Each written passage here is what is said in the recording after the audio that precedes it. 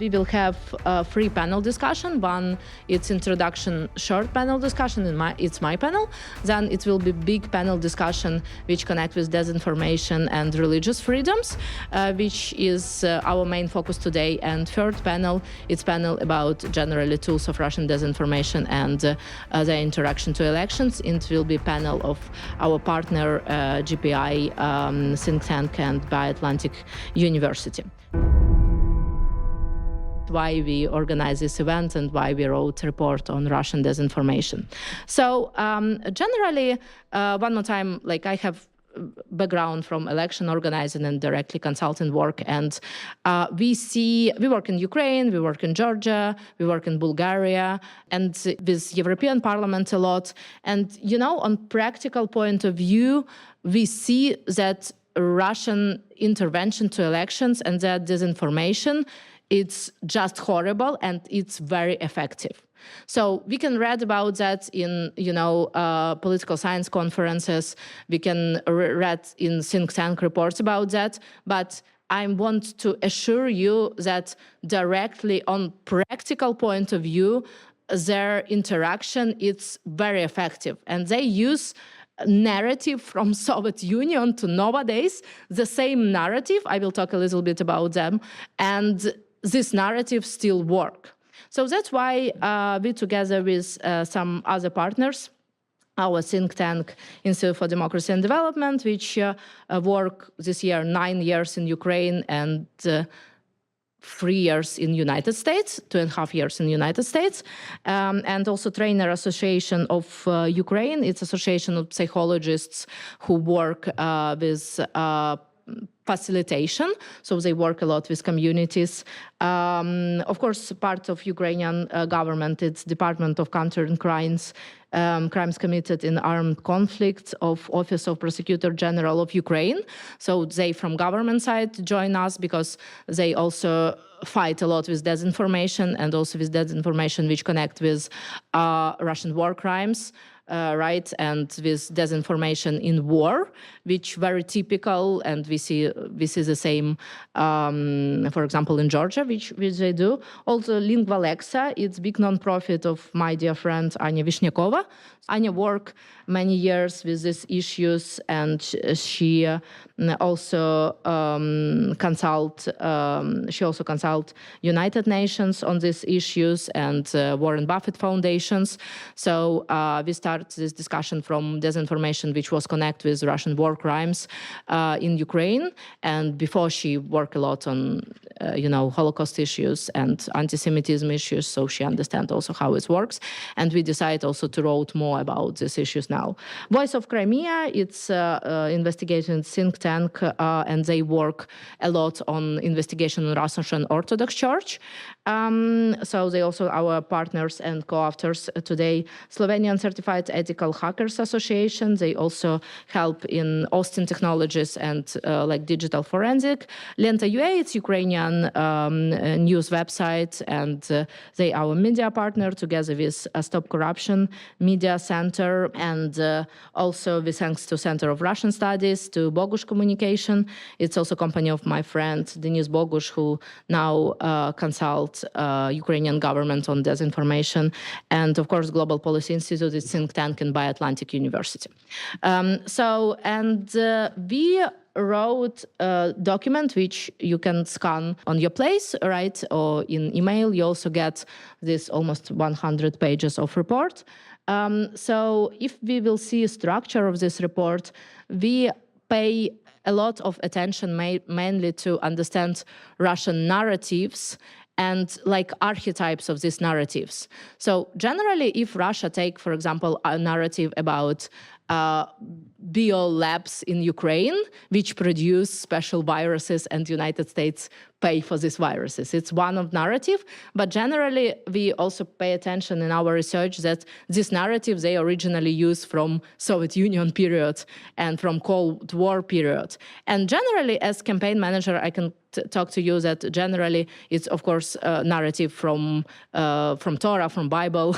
It's narrative about, like prosecutions and Egypt and all like illnesses as prosecution. So it's very deep archetypical narrative, which Russians, of course, also understand, and they use this main archetypic narrative, for example, in question of biolabs. Then, when COVID started, they and we discuss a lot this case with a forensic lab of Atlantic Council. I'm now also in their program, that they use the same narrative to, for example, show a photo from art flash mob to in Italy, to show that like all people in Europe, it's so bad that all people die on the street. And if you like old Austrian researcher, it's easy to you because you find like source of this picture and you said, no, it was flash mob about Holocaust. It wasn't about COVID, right? But generally audience who really recipient of this information, like, you know, person from village who do like village work, or some people without high education, they just use this information because it's very archetypical. One more time, it's very archetypical in understanding.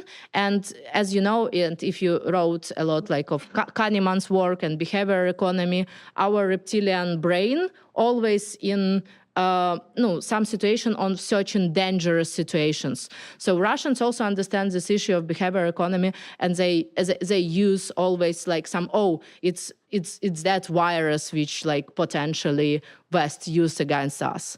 And the same archetype they use, for example, in anti-LGBTQ propaganda, because on last elections in Georgia, we had this to report just yesterday, they use main issue that if you will vote for pro-European political forces in Georgia, all people will become LGBTQ community.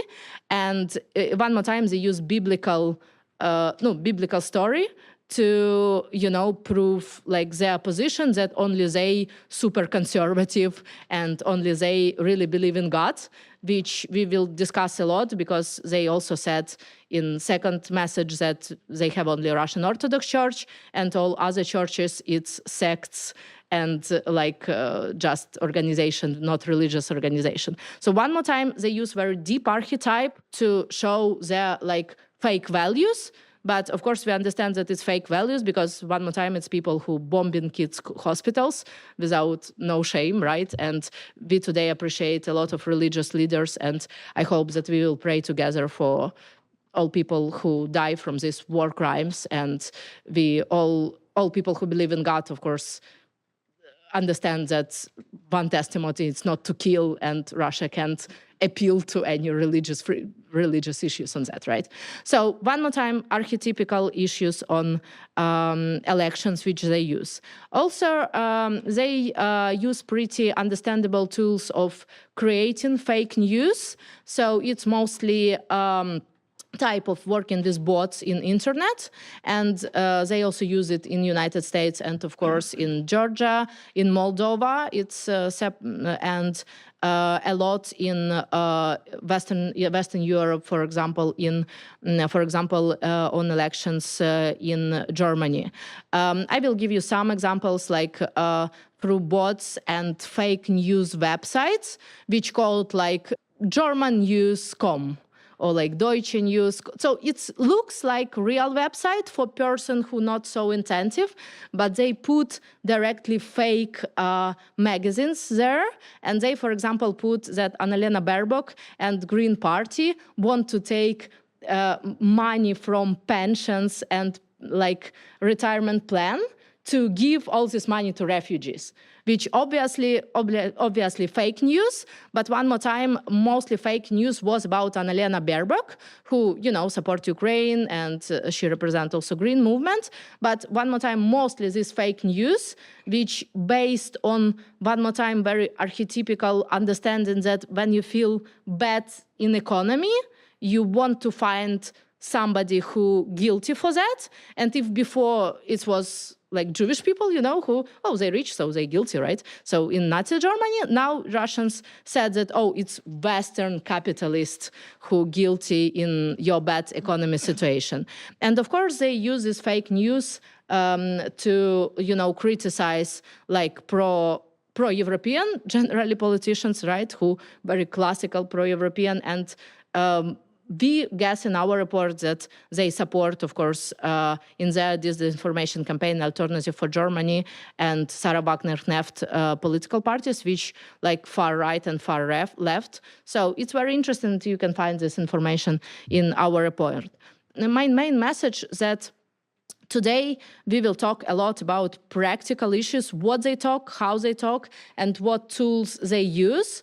And in the end of this conference, we just, our aim not just share one more report about this issue in Washington, D.C., which a lot, so Rand Corporation do report on that, Atlantic Council do report on that, One More Time Projects, which I take in part, Disinformation Lab, the Atlantic Council do everyday news about that. But we want to pay especially attention to their crucial interaction to elections in European Union and to their crucial pressure to religious organization. And these issues of crucial pressure to religious organizations, it will be main issue also on today's discussion, because it's like fresh view, and because one more time, Soviet Union and authoritarianism of Soviet Union was start from that, the Soviet Union will not believe in God and go into synagogue, mosque, church, it's not right. And I can tell from my friends' experience that, for example, rabbis who bake matzah on Pesach, it's special like religious bread on Pesach for Jewish people, they go to jail for that. And now they do the same in Russia and on occupied territories. And we give a lot of examples. And today, religious leaders will talk about that, because directly it's the same crime, and the same crime against like religious leaders as they do in, war crimes, and how they manipulate that in press. Because one more time, they try to show very archetypical that it's only one right way to believe in God, which, of course, ridiculous idea and ridiculous idea for all people who believe in God and do charity and help Ukraine now because people suffering. So I hope that I explain our main aim and structure in our report. I think that our team also can show the structure of report when we will discuss our first panel. And for our first panel, I will be moderator, and we have such speakers as Anya Vishnyakova from LingvaLexa, and with her book about genocide and propaganda on this issue. She will participate online. Mrs. Ariak Elhag, sorry if I mispronounced. She's a journalist and television anchor based in Washington, D.C. metro area. So also she executive master in international relations, and she taken part in Maxwell School and SCIS, is big think tank here. And she worked a lot with informational technologies, and she also producer. So she will explain how it works. Please, if you can join us to the panel, will be good. Also online, we will see Rostislav Tistik. He member of Ukrainian Parliament, and he also a member of delegation to Parliamentary Assembly of Council of Europe, PASE. He also now co-author of a law about military chaplaincy. So it's very interesting, and he deeply involved also in questions of religious freedom. I see his reports here on prayer breakfast events, and it was a magazine, and his speech must be very interesting. Dietmar Pitcher, it's our colleague from Vienna. So he all his professional life work with disinformation issues in NGO Vienna Goes Europe. And he also director of organization Disinfo Resilience Network. So he will talk a lot about a role of Russian Orthodox Church and their influence in Europe. You know that the influence in Austria, Germany, and some other European countries is crucial. Also with us will be Jason Shelton. He worked in regional General Service Administration with Biden-Harris administration. So he's Democrat, and he also was in local office. So he will talk as politician, from his political background, his vision about disinformation. Also with us will be Artyom Chernomorov. He also member of Ukrainian parliament. He work from Nikolaev region. I'm originally from Kherson region, which is southern Ukraine. So he also know a lot about war crimes in southern Ukraine and in western Ukraine. He will join online. Irina Vels, so she Ukrainian-American singer and songwriter. So she represents cultural forces of Ukraine. And she also coordinator at Ukrainian Congress Committee on America-Georgia branch. So she will talk from cultural heritage about, is it threat to national security issue.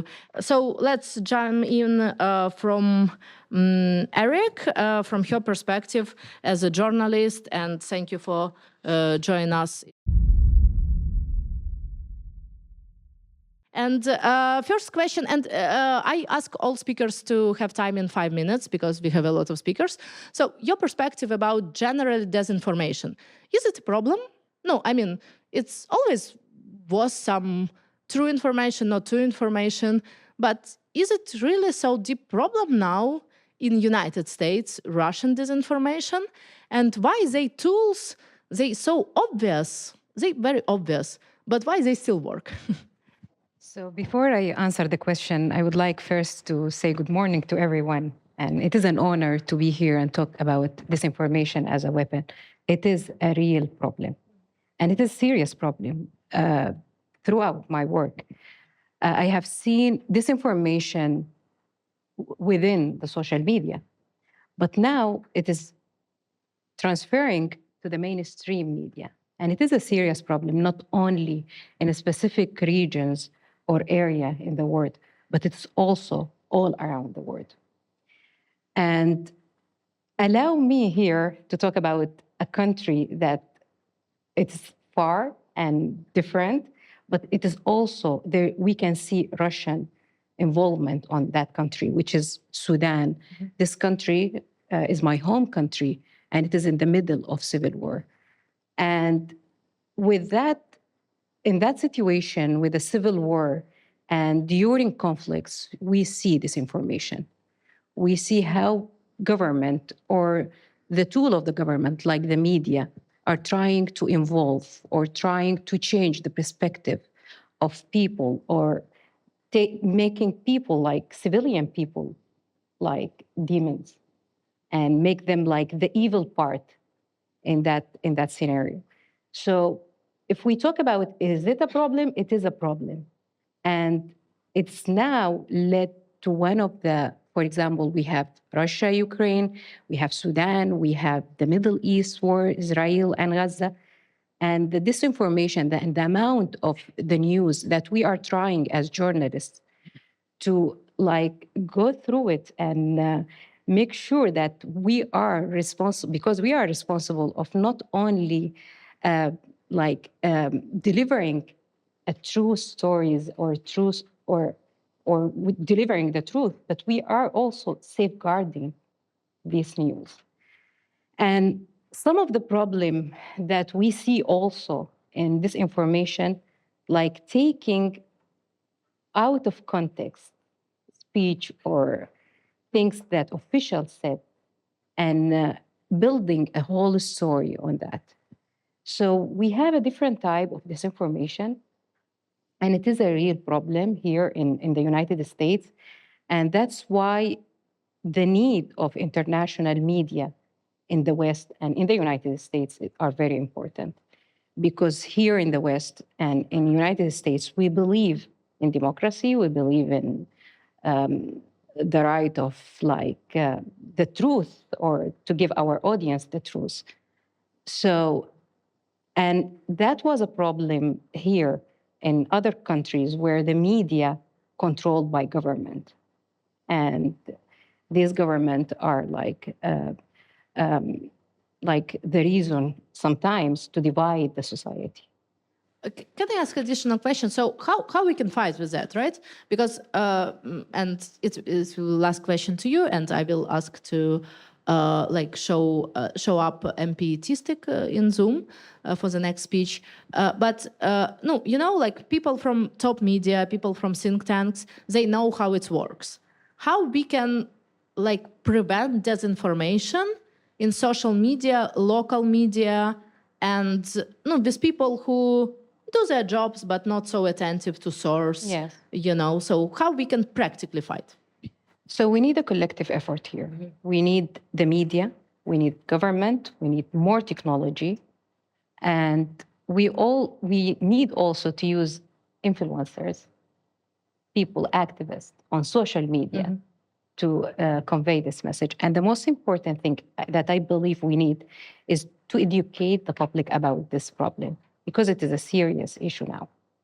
And it is not about the current, but it is about the future also, because this disinformation can involve also in writing the history for the next generations. Yeah, thank you. And our also one of idea after this report, and we discussed with a lot of top think tanks, is to do handbook for activists in every country, how to fight disinformation, for example, as in war conflict, on elections, and to involve more activists to write about that. Because nobody interested in disinformation if everybody knows that it's not people who die from COVID, it's people from flash mob. Then this disinformation not work because it just like disclose. You're right. No, okay, Irina, so you as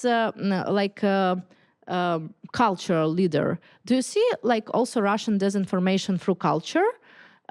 Because one more idea, which I think everybody know, it's idea of Ruski Mir, Russian world, right? So it's idea that all Russian culture is generally Putin, and they try to support Tsar culture, then to like great empire of Soviet Union, and then like to the same empire based of Russia, which based on like language and culture.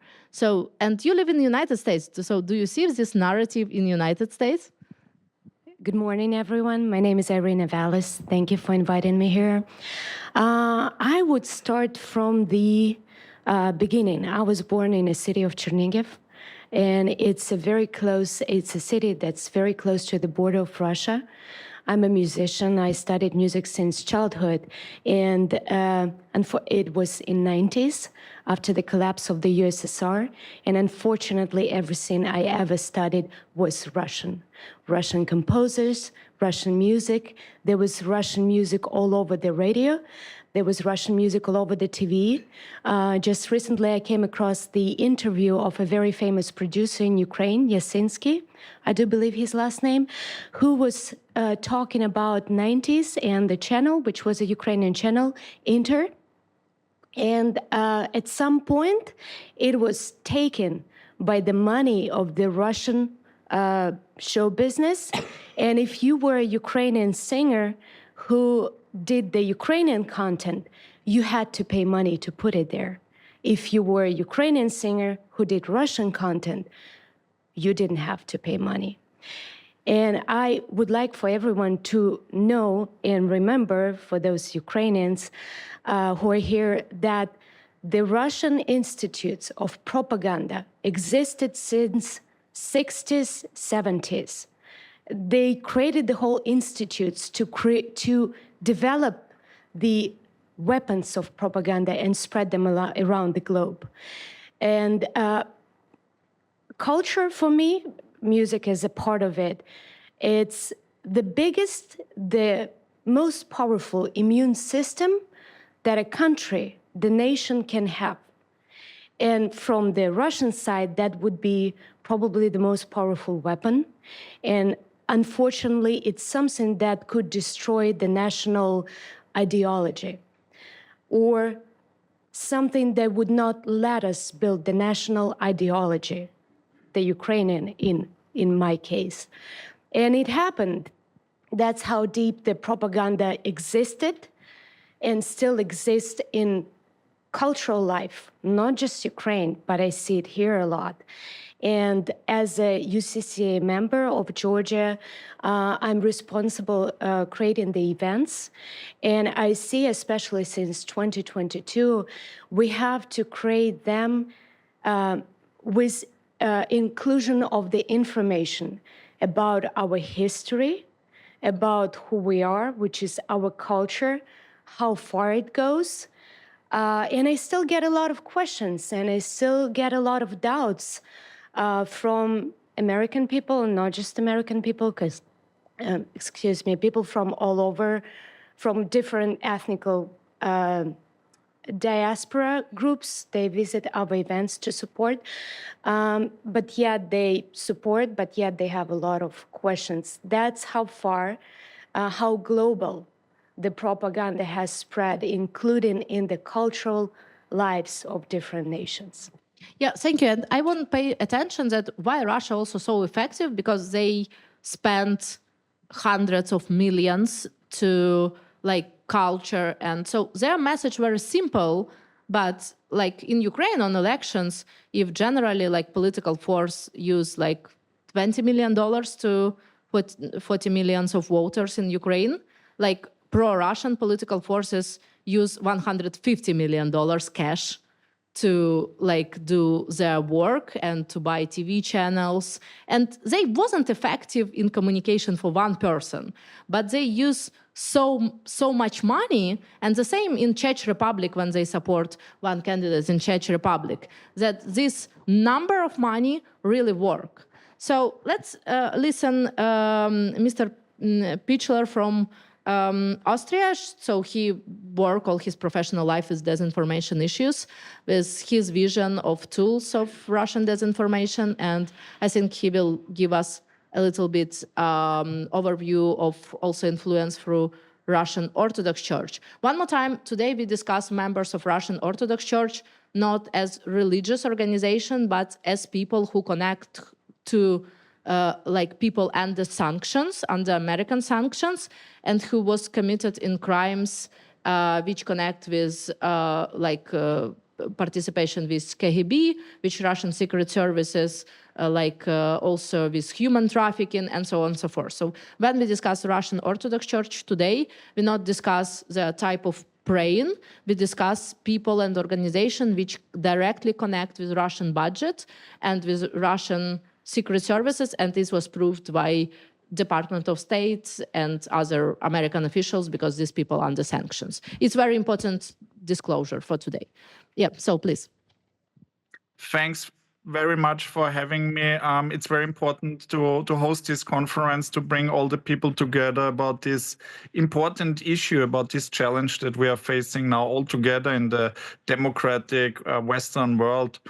And I want to give a little bit of an overview about how Russian interference works and how it is so toxic, especially also in Western Europe. So what happened back in the late 70s and early 80s, that the Soviet Union started a program called Active Measures Program, Aktivные мероприятия, which is still valid today. So the people who were brainwashed during the 70s and the 80s because of the so-called peace movement, they still have this pro-Moscow and anti-Western view. And this is very important to understand, because in 2024, we are still suffering from that, because not only is Russia, which is not the Soviet Union anymore, as we all know, but they are still using the same techniques. And I have a little bit of a problem when we've, especially in Western Europe, also in my country, Austria and Germany, we focus only on social media interference or things that we saw a couple of moments before, hacking attacks and something like that.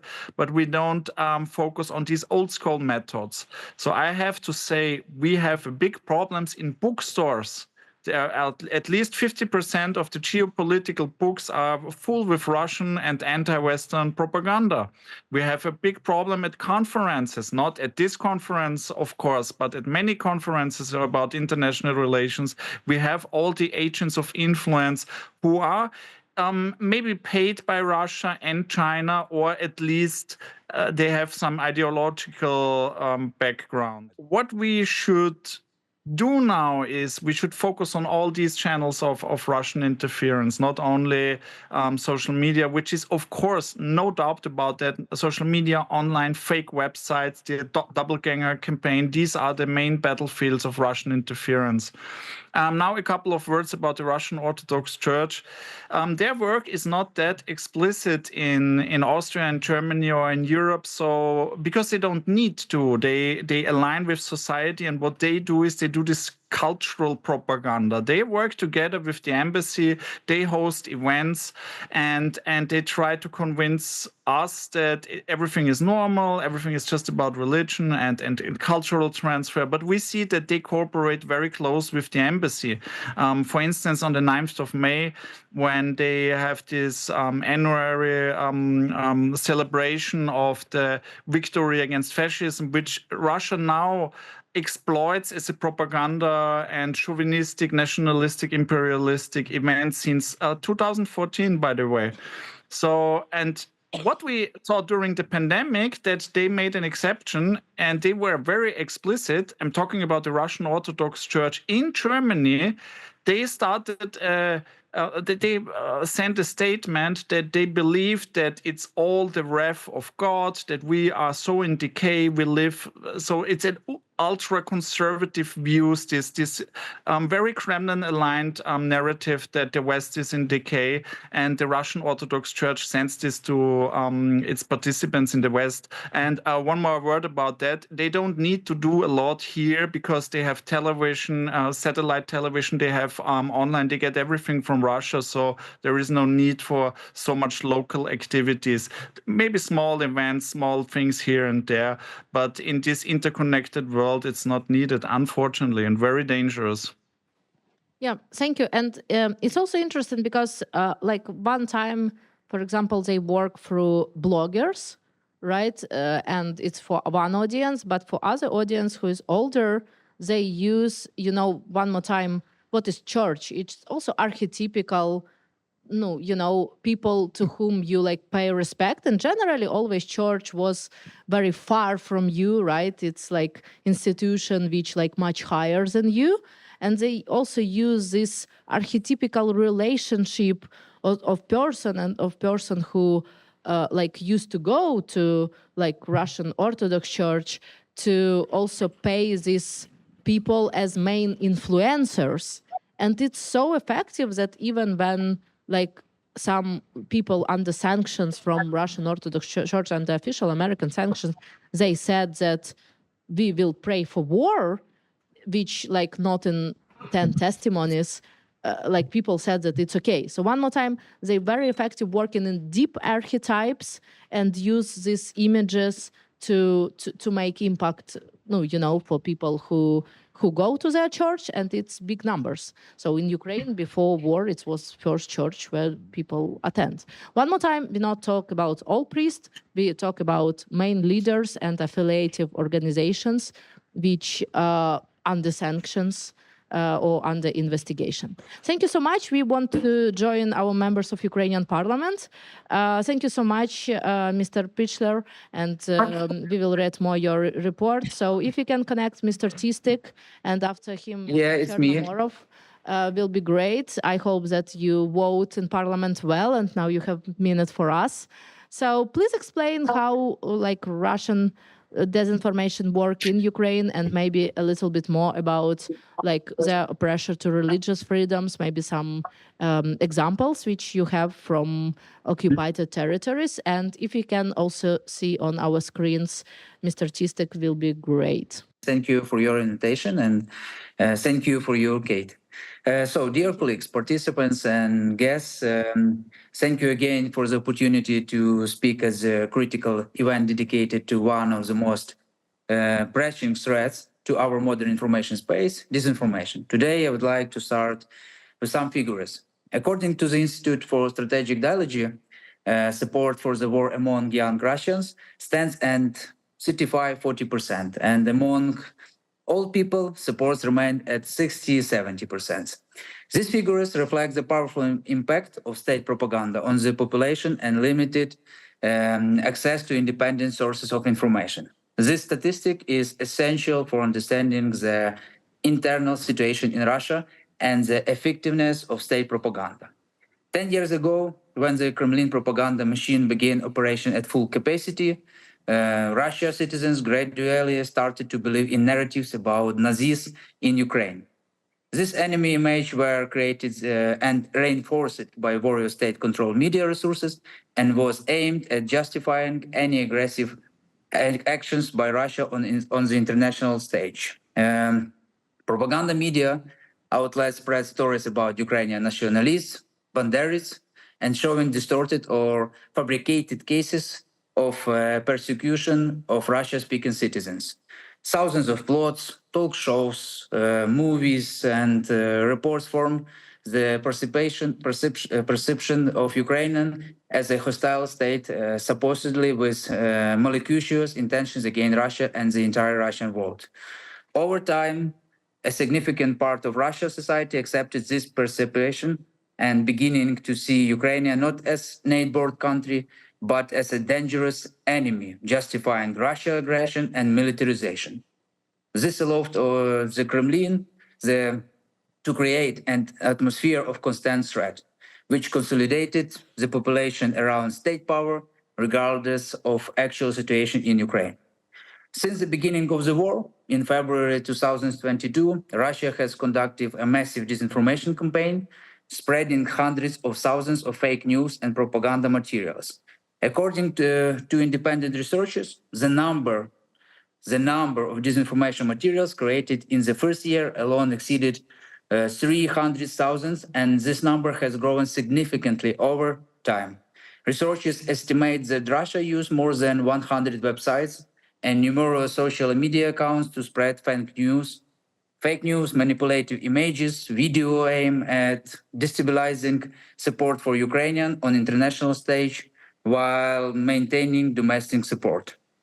Key narratives, including portraying Ukrainians as neo-Nazis and devaluing Western support for Ukraine to portray Ukraine as isolated. Additionally, this campaign frequently used manipulated images and forged video materials to accuse the Ukrainian army, helping the Kremlin maintain a stable level of domestic support for its actions. And independent analysts such as those from Rand's Corporation and EU Disinfolab, not the Russia aims to influence a wide audience, particularly through social media and international media resources. And every day, thousands of trolls and bots on social networks actively comment, share, create content aimed at different countries. For example, as X, formerly Twitter, analysts found a network of more than 50,000 accounts linking the Russian bots that spread disinformation daily, every day. And Russian modern disinformation strategy actively leverages social media to quickly reach audience and spread narratives. Russian disinformation on Facebook, which is popular in Ukrainian, is carried out through thousands of fake accounts and automated bots that actively create posts and comment and etc. And they often focus on war topics, economic difficulties, social issues, try to social issues and try to undermine trust in the Ukrainian government and president, of course. Russia, as a result, with this fake news, try to distorted narratives often spread faster than truthful news. And Russia spends significant funds on propaganda, both domestically and abroad. In next year, I work in a budget committee, and searching this information, that Russia state's budget allocates around $1.4 billion for state media and propaganda campaigns. This is approximately a 13% increase from the previous year, and highlighting the priority given to disinformation activities in the context of war. And this funding includes support for Russian TV channels, website, and significant amounts for informational support. And in occupied Ukrainian territories, including $72 million annually for these regions alone.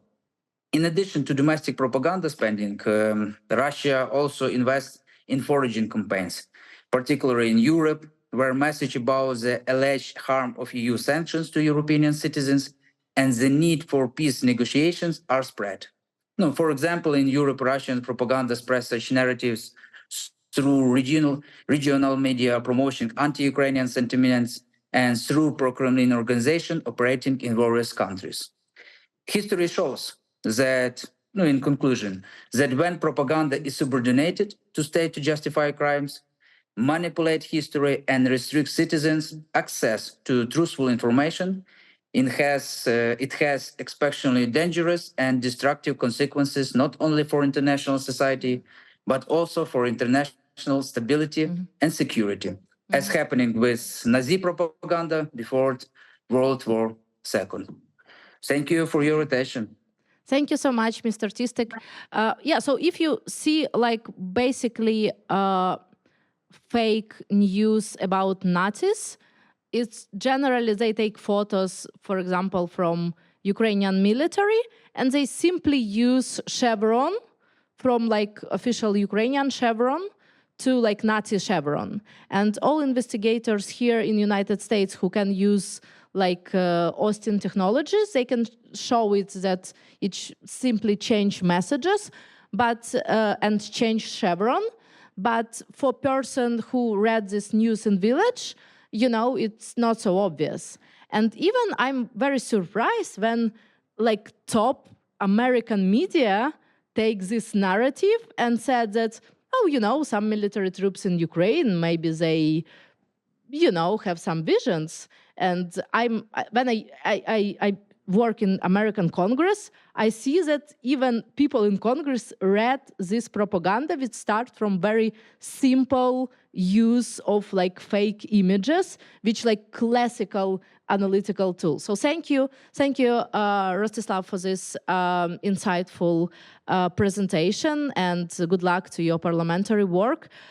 So if we can add Mr. Jason Shelton, who have big experience working with Biden-Harris administration now, but before in like working on elections, and he was elected a lot of times as a major. So can you explain to us also generally some cases how Russians propaganda tools work in United States, maybe in your state and of course worldwide, and what messages they share?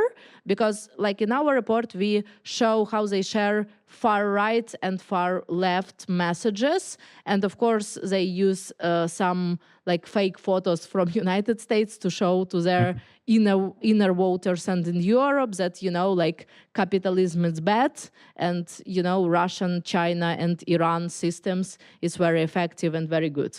So can you explain some examples for us? Thank you. And thank you for joining, because I know that it's hard time for you now, very busy. Thank you so much. I appreciate the opportunity to be here. Yeah, so just kind of to recap, I'm a former mayor of Tupelo, Mississippi, served 2 terms, have been involved in a lot of elections, mainly here in the state of Mississippi, but obviously pay close attention to the national elections and the other elections throughout the United States, as you know, it impacts all of us here in the United States. And what we've seen really over the past several election cycles, probably going back, 2010 or so, maybe 2008, with the presidential election, really a concerted effort to sow discord in the United States. So you've seen a couple of things happening at one time. One is just the general discord, to have animosity, to make people hate one another, to make people distrust one another, just to sow the seeds of general chaos throughout the country. So that's one thing that we've seen as far as the disinformation campaign. Somebody earlier mentioned the bots and the different things like that. We've seen the widespread usage of that throughout social media here in the United States to really create dissent and discord among citizens. So you used to have political discussions where, if I'm on one side and my friend is on the other side, we have a conversation about that, and then you still go get coffee or dinner or whatever. You remain friends and you remain colleagues, and there's no real discord. You just have a different opinion on a particular issue or a set of issues. What I think a lot of the disinformation and what has been done in the last 10 to 15 years is to really heighten that rhetoric and make it where each side has a general distrust and dislike of the other. You used to see members of Congress and senators have a great congeniality with one another, a camaraderie as colleagues, and you don't see that as much crossing the aisle. So that has been one thing that the disinformation campaign has done here in the United States, is just to sow chaos, to create general chaos here in the country. The other that you really saw in full force in the last two presidential elections is the election interference, the really concerted effort to elect a particular candidate to do harm to the United States or to help Russia or to cause chaos in the world, so to speak. So you've seen that in a lot of ways, but particularly the disinformation on social media to cause false narratives, to cause false information to go viral on social media and pick up thousands and thousands of likes and shares to where you have unsuspecting people who might have a general right-wing or left-wing political viewpoint, but they they see something pop up on their Facebook or their Twitter or their whatever the social media may be, and they share this link or they share this meme or post that contains the disinformation, and then you have these false messages about a particular candidate that really spread across the country like wildfire. And this is being done intentionally. It's being done with a purpose. It's strategic to cause harm to the United States, to cause chaos in the United States, to help elect or not elect certain candidates that, might be, when I say agents, I don't necessarily mean a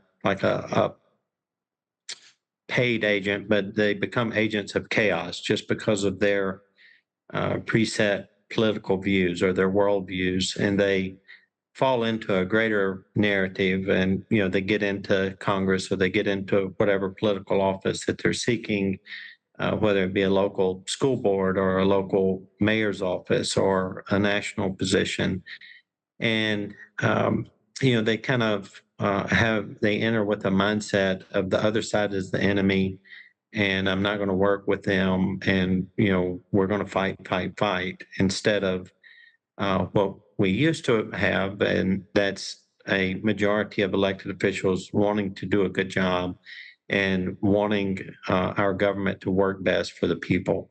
And so I think that's what you've seen a lot of with the Russian disinformation over the past 10 and 15 years here. And it's really, to cause chaos, to cause dissent and discord, and then to influence the outcome of elections, to elect people that might not be qualified or they might not have a mainstream viewpoint that serve a purpose other than providing good government to the citizens of the United States. Thank you so much. Yeah, really, in our report, you can see also direct examples. Of course, like our event, it's like non-partisan event. But in our report, you can see several examples from Harvard research, from Yale research on interaction from last elections. And we obviously will not talk a lot about like these elections because, it can make impact here in Washington, D.C.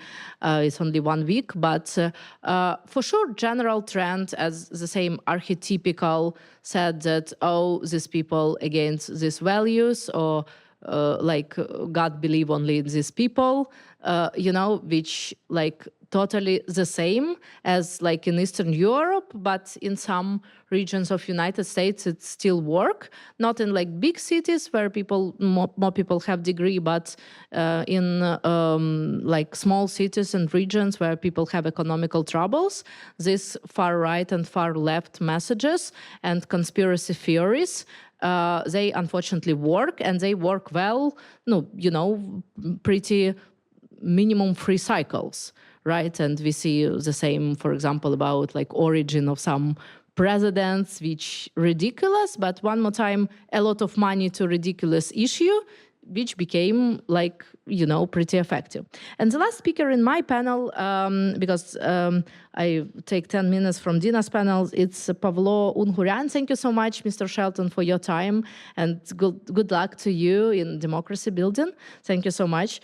Our next speaker is Pavlo Ungurian. Thank you so much. Former member of Ukrainian parliament, leader of prayer breakfast movement in Ukraine, coordinator of Christian Platform for Ukraine, American Partnership. So I know that Mr. Ungurian know a lot about religious freedoms and also about like activity of Russian Orthodox Church on occupied territory, and also about the message about any other type of praying and services and like NGOs who not support them. So we will have this last speaker in our panel, and we also have video from Anya Vishnyakova. Good afternoon, dear colleagues. My name is Anya Vishnyakova. I'm the international criminal lawyer and the head of LinkBelex NGO that focuses on ensuring accountability for so-called speech crimes or propaganda-related crimes. When the full-scale invasion started, the majority of experts who work with the armed conflicts concentrated on ensuring accountability for the consequences for the so-called violent crimes like rapes, tortures, murders, deportations, indiscriminate attacks, and dozens of other crimes that occurred in Ukraine and are still occurring in Ukraine. However, the impact and the danger of the propaganda-related crimes like incitement to genocide or propaganda for war have been considerably overlooked. Even yesterday I had the conversation with my colleague, with the judge, and he was like, Anya, why do you work with the speech crime? There are so many murders. There are so many war crimes that you have to work with. Why the speech crimes? Definitely, the propaganda is not the core reason why the full-scale invasion occurred. Answering the question why hundreds of thousands of soldiers invaded my country, it took courage for my team and even for myself to acknowledge that it's not pure belief that there are Nazis here or someone wants to protect the people in eastern Ukraine. The reason is so banal. It's, beside the obligatory mobilization, it's just money. And, for example, wish to be released from the jail. But definitely propaganda lays the background for people to see themselves not just pure monsters, not just murderers, yes, but just to justify themselves in front of their eyes and definitely to justify the actions of their government. Being a lawyer, unfortunately, I have to repeat all the time that when the social reality is like flying to the moon, including like all the means of disseminating the information, modern means of disseminating the information, the law still crawls on the ground.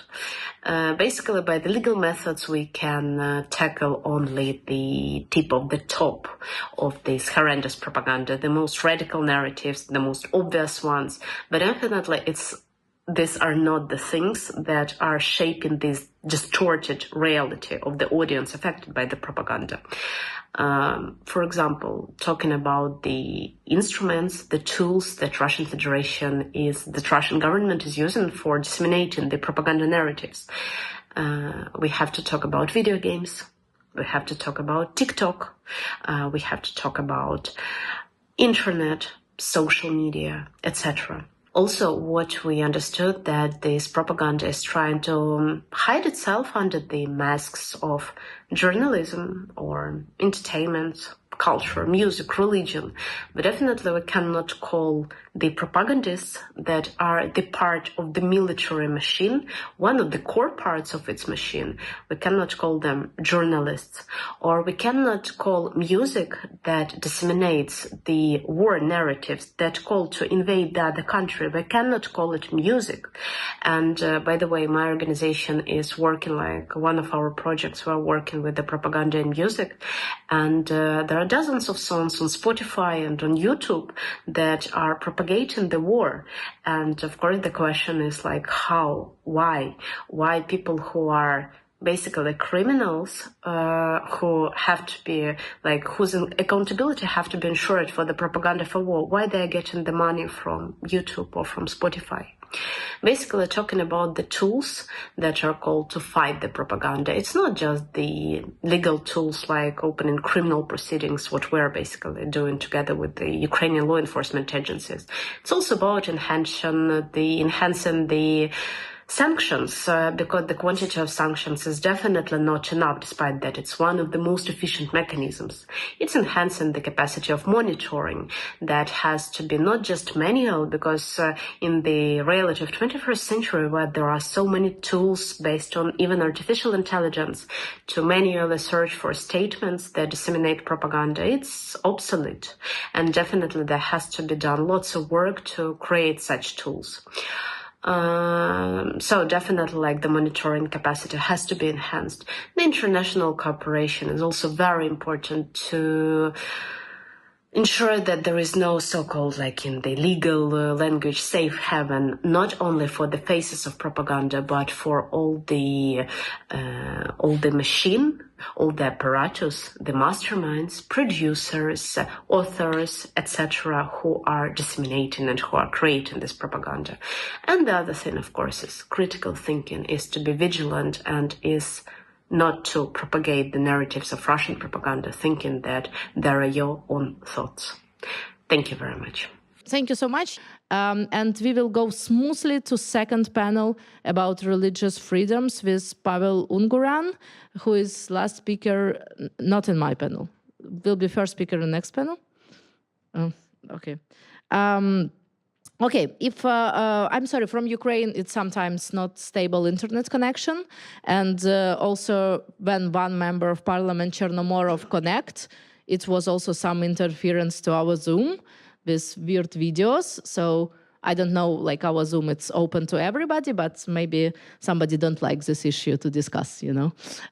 Okay, so in this situation, I will thank you to all speakers of my panel, and I will invite Dina to represent also issues of second panel, which main focus for us today, it's type of disinformation which based on religious freedoms and also how they use this so sensitive and so important feeling connection with God in their disinformation and how we generally can fight with that.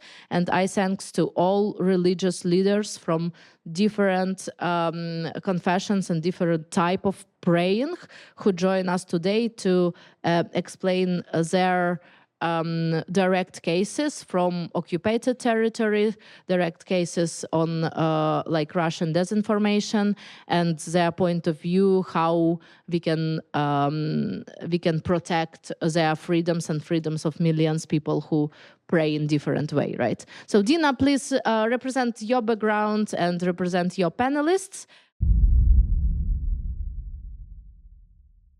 My name is Dina Shaykhislam. I'm from Kazakhstan. I'm a political consultant and geospecialist. And today we're going to talk about how Russian disinformation represses religious freedoms, especially in occupied territories. Well, as Katya said earlier, the Russian Orthodox Church and RACIRS, which stands for Russian Association for the Centers of Religious and Sectarian Studies, which is RACIRS, crediting and persecuting religious minorities and civil society organizations, both in Ukraine and Russia, particularly through their anti-cult rhetoric. They promote social division and escalate tensions by targeting these religious minorities and by promoting them negatively in media, calling them sects, terrorist organizations, extremist organizations, and so on and so forth. Their strategy is very simple. As Katya said earlier, they rely on fear and anger. They appeal to our basic emotions rather than facts and critical thinking by using this dehumanizing, harsh language and slander. They incite hostility towards these religious organizations and civil society movements that don't align with the Russian Orthodox Church strategies and their agenda. And this affects millions of Ukrainians. We have a detailed report on that. You can actually read it. And right now, I'm just going to give you a brief overview of that. For instance, if we take the Church of Scientology, they portrayed the Church of Scientology as a profit-driven organization rather than spiritual one, like money-making machine. So they described this Church of Scientology as a corporation of hypnotists, as a dangerous sect, of course, claiming that it suppresses individuals' will and consciousness. And Alexander Dworkin, which is a head of RACIRS, this religious association for the Centers of Religious and Sectarian Studies. He criticized Scientology a lot and described it as a manipulative and totalitarian organization. And he claimed that their language courses zombify students in Ukraine. And of course, exploit the students for money. What about Baptists and Pentecostals? They accused Baptists and Pentecostals of destabilizing society, claiming that they fueled this protest in Ukraine in 2004 and 2014, known as Maidan. So this Dworkin guy, who's the head of RACIRS, he said that Pentecostals actually orchestrated 2014 Maidan in Ukraine.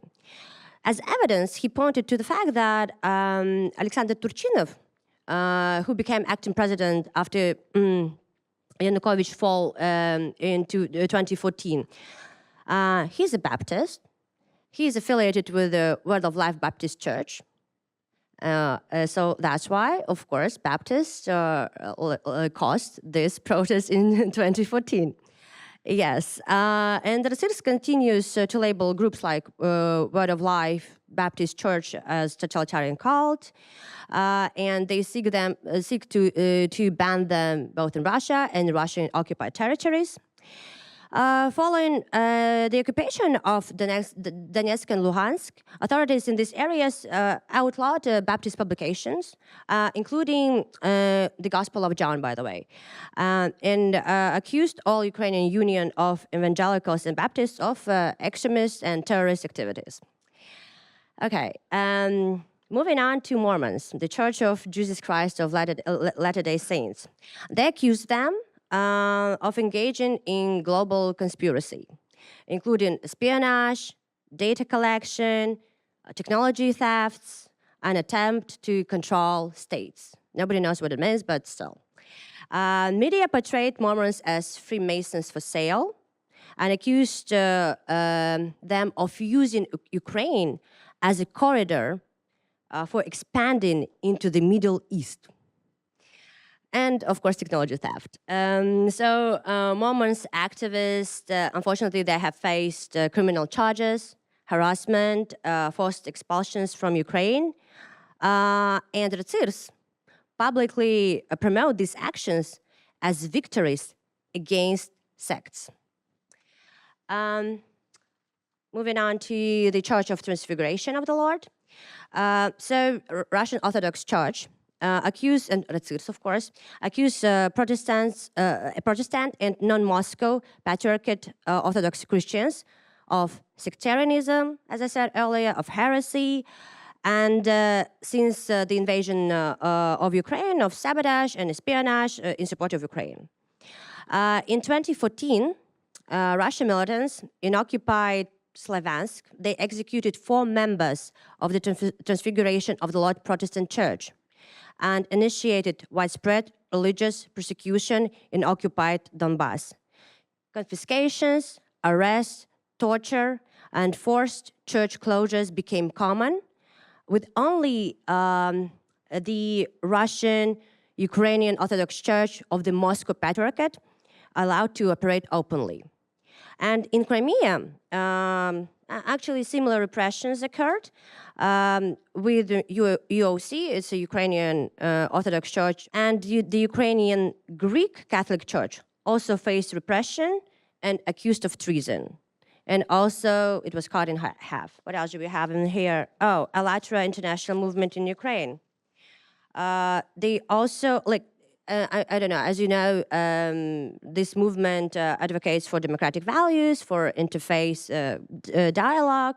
It was labeled by Ratsirs and the Russian Orthodox Church as a cult, as a sect, and as an occult organization. These discrediting efforts, they started with publications associated with Ratsirs, with the Russian Orthodox Church, and also online portals like pravmir.org and then irini.ru, and then it spread to the Ukrainian media. And there was even an article with a fake expert that accused Alatra of occultism. And it was in the media Zerkalo Tizhnya, I'm sorry, Zerkalo Tizhnya is like weekly, it's a mirror weekly, it's translated from Ukrainian. So there was a fake article of connecting Alatra International Movement to a cult organization. The organization also faced contradictory accusations both in Ukraine and Russia. So they called it a Russian sect in Ukraine and a Ukrainian sect in Russia. And of course, they alleged that there were like some links to the Ukrainian military and protests. These claims led to Alatra being labeled as undesirable in Russia, of course, and led to criminal cases, lawsuits against the organization in both countries, in Russia and Ukraine. Falun Gong, it's like through cooperation between Ratsirs and the Chinese Communist Party. Falun Gong activists, they faced accusations of espionage, subversion, and leading to expulsions from various countries and also even imprisonment in China. In Ukraine, Falun Gong activists encountered persecution by law enforcement, fueled by anti-cult claims during art and cultural events. Actual media outlets, they spread this message that Falun Gong was recruiting people under the guise of cultural and art exhibitions. Jehovah's Witnesses. In 2017, anti-cult activists in Russia labeled Jehovah's Witnesses as an extremist organization due to the church's charitable activities, educational stance, and due to the fact that male members of this church didn't want to join the military. As a result, 172,000 Jehovah's Witnesses were outlawed and faced persecution across the country.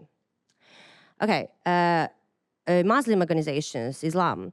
Anti-cultists in Russia, I'm talking, of course, about Russian Orthodox Church and Ratsirs, they stigmatize Islam as a totalitarian cult, calling Muslims shaitans, it's like demons, and likening them to Protestants. Following the 2016 invasion of Donbass, Russian authorities labeled the Donbass Muftiya's literature as extremists and terrorists, using this as grounds for repression and halting the operation in the country, in all occupied territories. In Crimea, under Russian occupation since 2014, Muslims, particularly Crimean Tatars, they face pressure as the Kremlin seeks to impose loyal Islam and to control the area.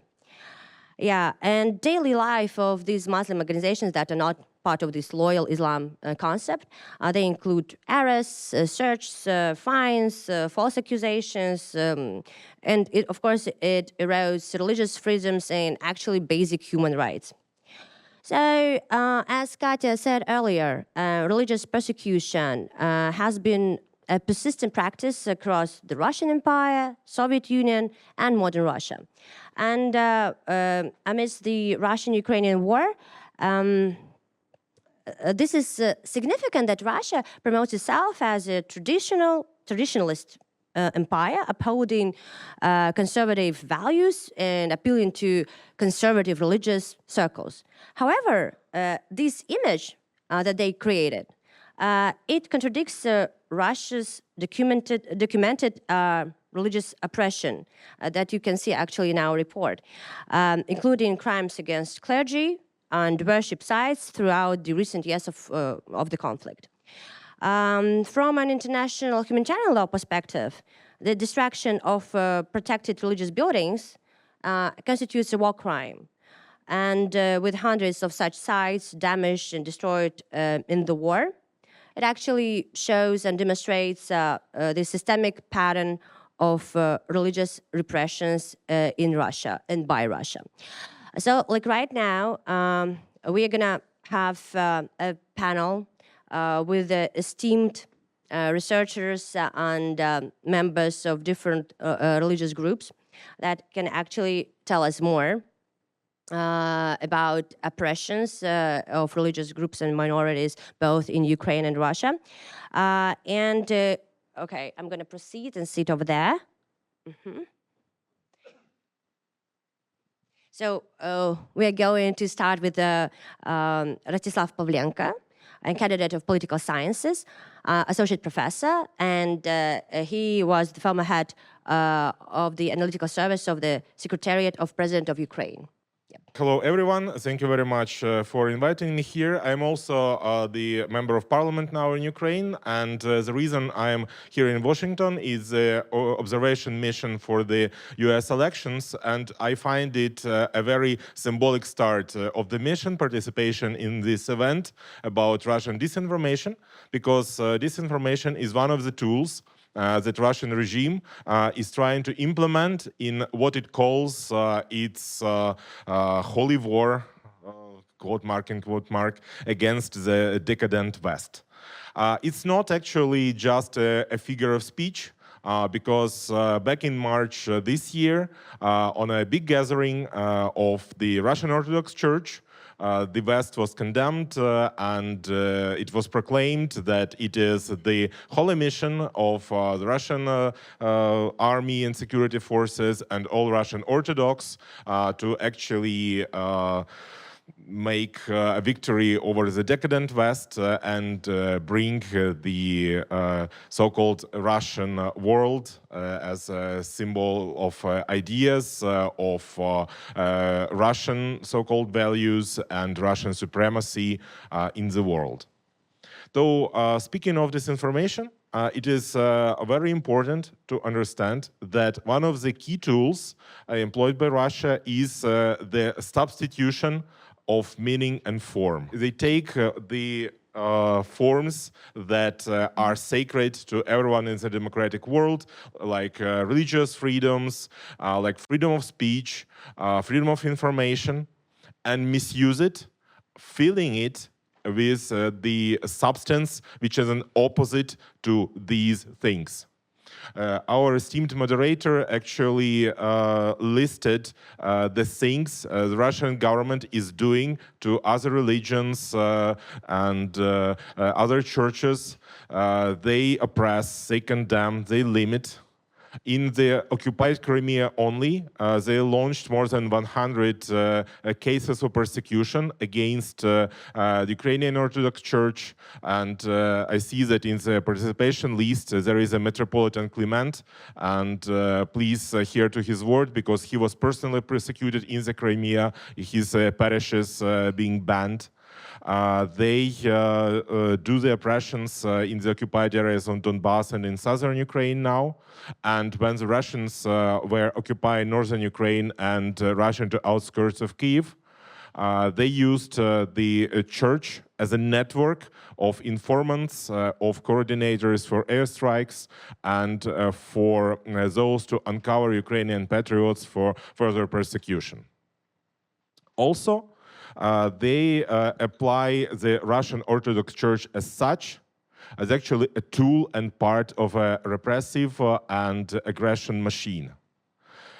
This is not only a Ukrainian assumption about that. This was stated in the respective documents of the Parliamentary Assembly of the Council of Europe, of the Organization of Security and Cooperation in Europe. It was the ideology of so-called Russian world was condemned by the Ecumenical Patriarch, and even the Pope of Rome once called for Russian Patriarch Kirill not to be the Putin's altar boy.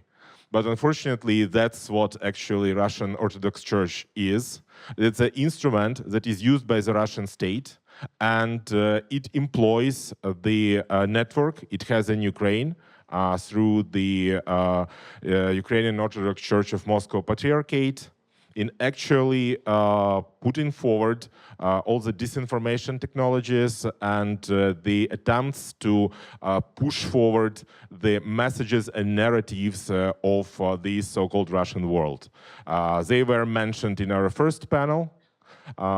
Just to name few, is that the Ukrainians and Russians are actually one nation divided by the West, that it should be all together, and what the Russians are doing, they are liberating Ukraine, but on the other hand, the Ukrainians are, as they say, divided, and we see this in literature. Unfortunately, many times it comes from the unwants of the Russian churches, and again, the Russian church in Ukraine is used as the machinery for dissemination of these divisive things.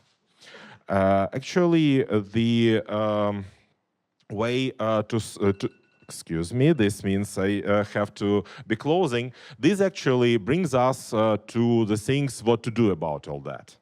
And as I mentioned, these activities are no secret to the free world.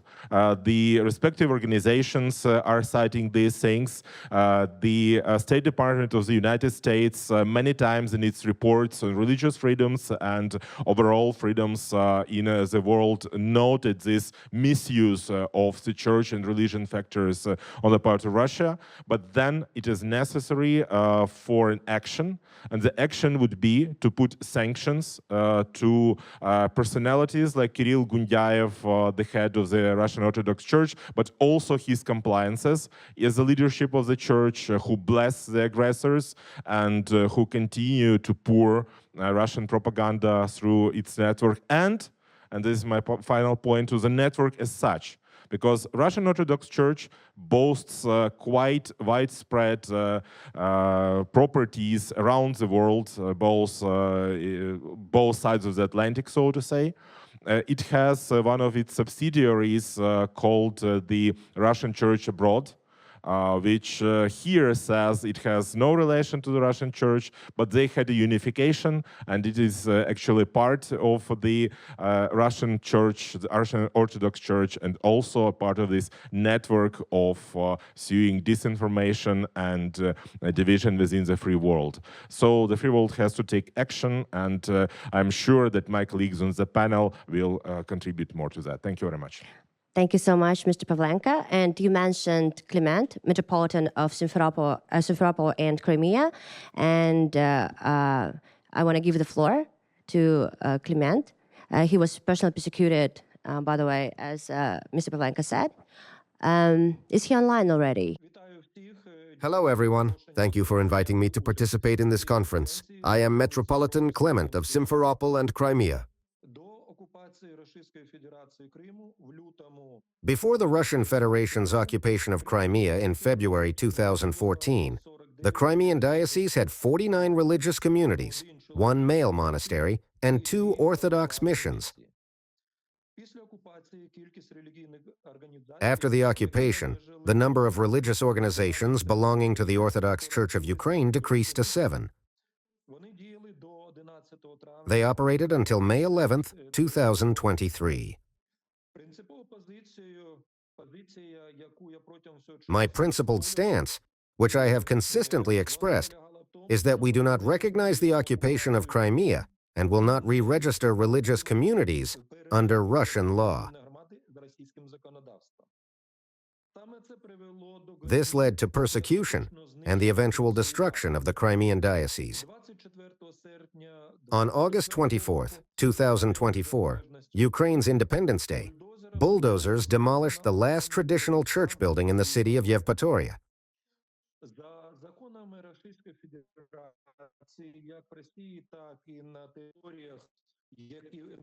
According to the laws of the Russian Federation, religious activities cannot be conducted in Russia or in temporarily occupied territories unless the clergyman is a registered Russian citizen. The activities of the Orthodox Church of Ukraine in the occupied territories are completely banned. Today, the Orthodox Church of Ukraine in Crimea and the temporarily occupied territories of Ukraine has ceased to exist entirely. The Russian Federation claims persecution of the Russian Orthodox Church, which calls itself the Ukrainian Orthodox Church in Ukraine. However, the Russian Church in Ukraine operates in violation of Ukraine's current legislation. The statement by the Ukrainian Orthodox Church that this structure operates independently of Moscow is false and unfounded. As the head of this organization, Metropolitan Onufriy Berezovsky is a permanent member of the Holy Synod of the Russian Orthodox Church, and Metropolitan Panteleimon Povoroznyuk of Luhansk and Alchevsk is a temporary member of the Holy Synod of the Russian Orthodox Church.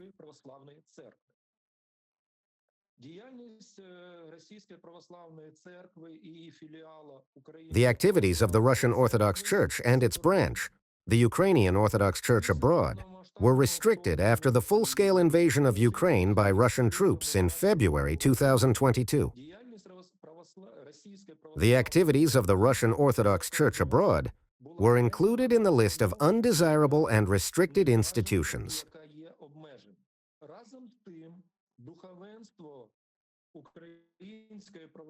At the same time, the clergy of the Ukrainian Orthodox Church, affiliated with the Moscow Patriarchate, began to leave the country en masse.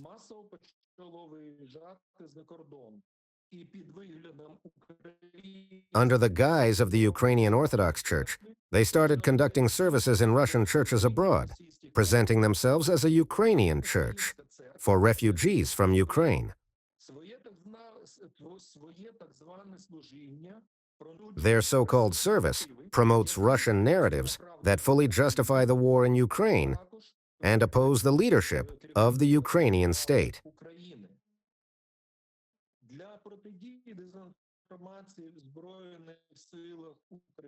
To counter disinformation in the armed forces of Ukraine, particularly on religious issues, an institute of military chaplains was established. An army chaplain's role includes one of 4 primary areas of focus, one of which is countering and condemning the actions of the Russian Federation.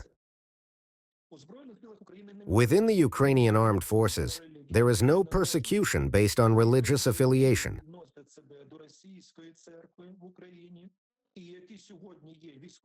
Believers who associate themselves with the Russian Church in Ukraine and who are currently serving in the armed forces of Ukraine and performing combat missions do not face oppression or persecution.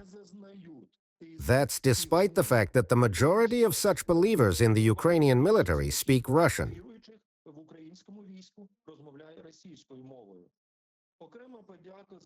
Special thanks to the United States of America for their support, particularly to the military chaplains, for their assistance in training and sharing experiences.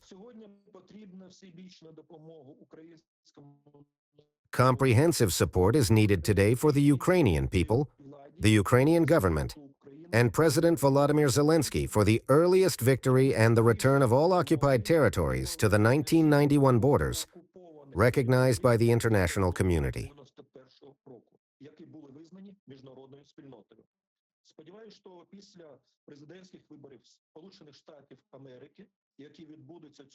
I hope that after the presidential elections in the United States of America, which will take place this month, support from the newly elected President of the United States, from Congress, and from the people of the United States will not cease, and Ukraine will be able to achieve victory and attain a just peace. Thank you for your support. Thank you for supporting us and me personally for so many years. Дуже дякую. Thank you so much. Is Mr. Liron Ederi ready? Yes, I'm here. Okay, so Mr. Liron Ederi is the head of the Association for the Development of Jewish Communities in Ukraine, chief rabbi in Kryvyi Rih, Ukraine. I want to give you the floor. Thank you. I would like to say that we have been living in the midst of a war for 3 years now.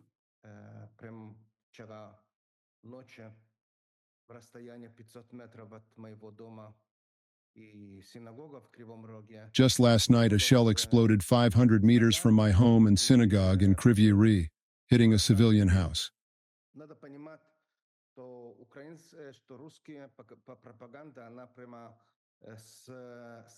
It is important to understand that Russian propaganda has perfected its methods since the Soviet era. I'll give a few examples.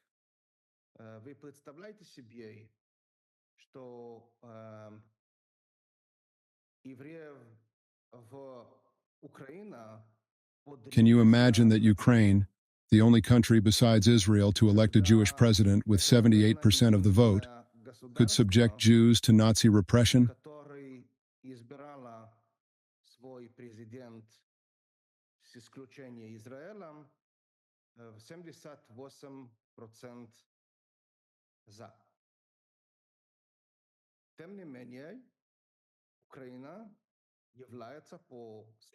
Nonetheless, according to Russia, Ukraine is a Nazi state.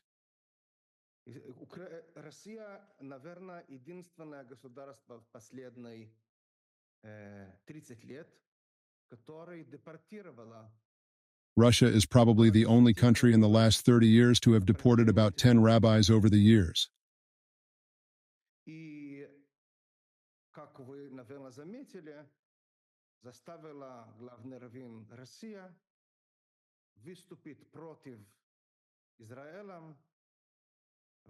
And as you might have noticed, it forced the chief rabbi of Russia to speak against Israel after the barbaric pogrom on October 7th last year against Israel.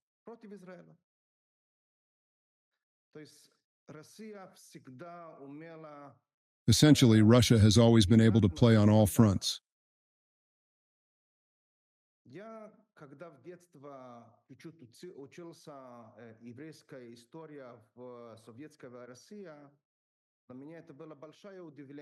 When I was a child learning Jewish history in Soviet Russia, I was greatly surprised by how poorly the Russian authorities handled religious activities involving Jews, Christians, and Muslims. What's the problem? Why did they bother them so much? The authorities didn't just send people to prison. They executed them overnight without trial. They sent tens of thousands of people to Siberia. This was a clear persecution against Jews and other religions. Why did they do this? I genuinely had this question, and throughout my youth, I struggled to find an answer.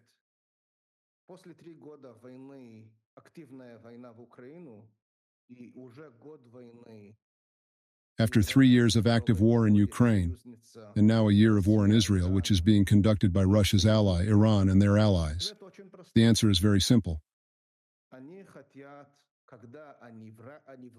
They want silence when they lie to their citizens. For 3 years, they have had to actively lie to their citizens about why they are dying.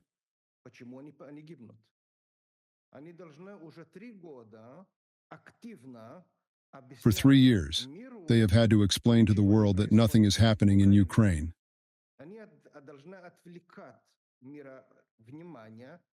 They need to distract the world from Russia and divert their attention elsewhere.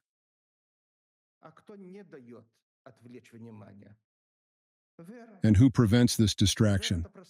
Faith. Faith is about simple things. If you can't kill, then you can't kill. If you can't lie, then you can't lie. It's complicated.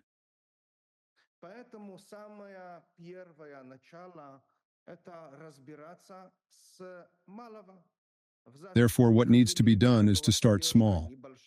Take those religions that have little support, or those communities that can be quietly targeted, or Jews, who are not very well liked, and begin to direct everything against them.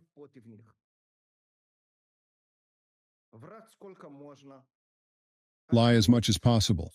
Cancel everything that can be canceled, and create a sense that there is a reason for everything. Nothing happens for no reason. The truth needs to be told. Russia is entering a very, very dark period. Very, very dark.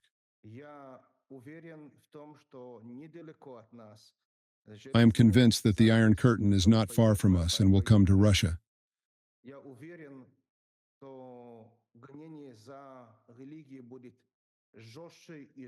I am convinced that the persecution for religion will become harsher and harsher, and it will extend to everyone, Jews, Christians, and Muslims. They will lie more and more to the world, finding reasons and explanations.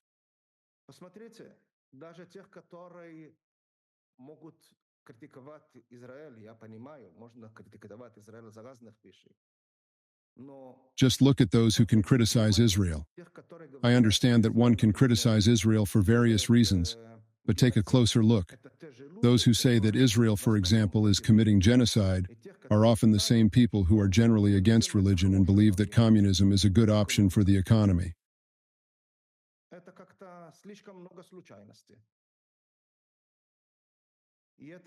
That's just too many coincidences. And this is very, very concerning because they have always had a good relationship with intellectuals, but they have struggled to connect with believers.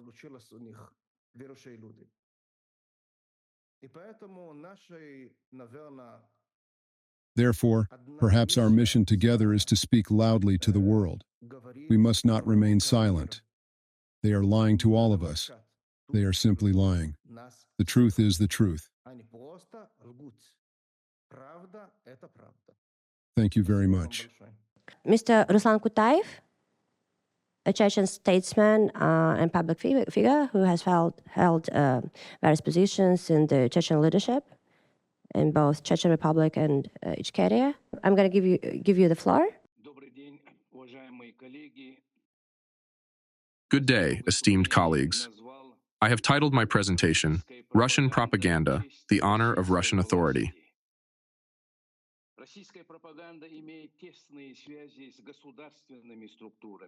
Russian propaganda has close ties with state structures, including intelligence agencies and various government departments. This approach reflects a broader strategy of information warfare, where information is used as a tool of influence and control. Russian intelligence agencies, the FSB and GRU, coordinate their criminal activities with media structures to create and disseminate the necessary narratives.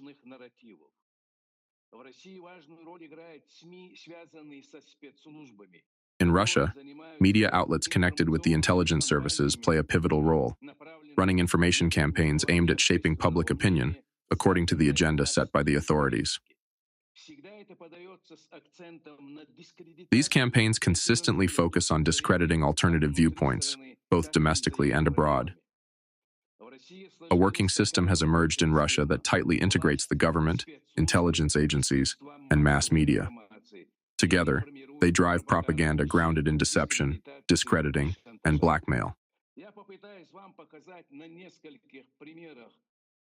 I will attempt to show you several examples of Russian propaganda operations conducted in the Chechen Republic.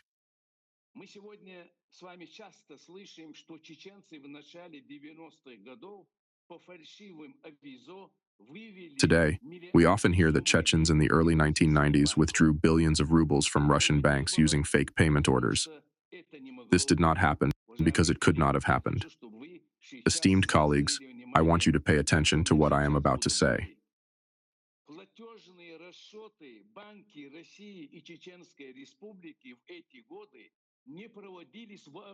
Payment transactions between the banks of Russia and the Chechen Republic were not conducted at all during those years.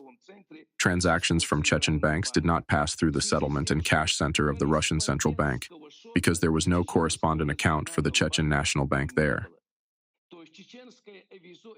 Thus, the Chechen payment order is a fantasy of Russian propaganda, swallowed both in Russia and abroad. Propaganda distorts the real picture of events, selecting facts that are beneficial to the state and excluding inconvenient questions. Thus, out of nothing, Russians formed the image of the Chechen bandit. Russian intelligence agencies actively conducted provocative actions in the Chechen Republic, committing serious crimes such as murder, kidnapping, and rape.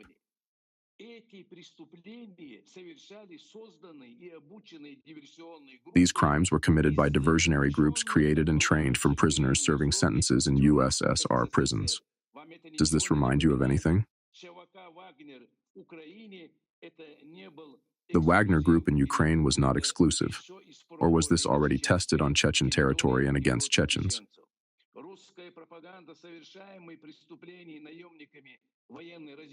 Russian propaganda attributed crimes committed by mercenaries of the military intelligence of the Russian Ministry of Defense to Chechens, thereby creating the appearance of an uncontrollable situation in society and chaos within the republic itself.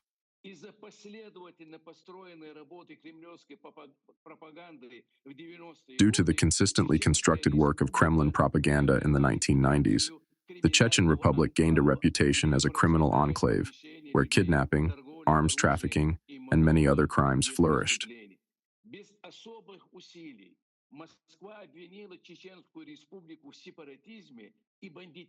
With little effort, Moscow accused the Chechen Republic of separatism and banditry, and, based on the propaganda-created image, invaded the Chechen Republic in December 1994 without declaring war.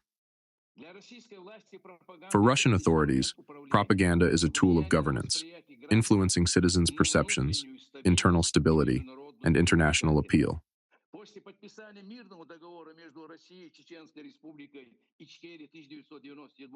After the peace treaty between Russia and the Chechen Republic of Ichkeria was signed in 1997, Russian intelligence agencies and propagandists sharply intensified their criminal activities, creating a new criminal image of Chechens. Kidnappings of journalists and foreign specialists, and murders of foreigners and residents of the Chechen Republic filled all the annual reports of the Republic's life. Russian intelligence agencies recruited members of the Chechen resistance, providing them with large sums of money to carry out their criminal assignments. The military intelligence of the Russian Ministry of Defense and the FSB of Russia orchestrated crimes in Mineralny Vody, Armavir, and Voronezh. In all these crimes, Chechens were blamed. Thank you so much for giving us an overview of all the crimes that was made in Russia. We're so sorry we got only 5 minutes for each speaker. We're so sorry we have like limited time. But thank you so much, Mr. Kutaev, for your overview. And the next speaker is Andrei Oleynik. He is the head of the Aggression Division in the Department for Combating Crimes in Armed Conflict at the Office of the Prosecutor General of Ukraine. Good day, colleagues. My last name is Oleynik, and my first name is Andriy. I will be speaking in Ukrainian.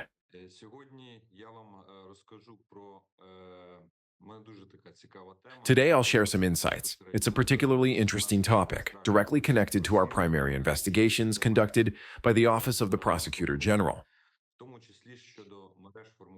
which include investigations into networks of Russian religious structures formed with the aim of further occupying both post-Soviet territories and European Union countries. For any investigator, gaining a comprehensive view of the offense, including the textual elements of the crime, initiation points, historical context, unlawful activities, and key actors, is crucial. I'd like to begin my presentation by examining the historical origins and activities of the Russian Church, which is deeply entwined with an ideology of propaganda and control over its followers. In fact, the origins of the Russian Church are closely tied to the canonical Church of Kievan Rus. The origins of the Church trace back well before the baptism of Kievan Rus.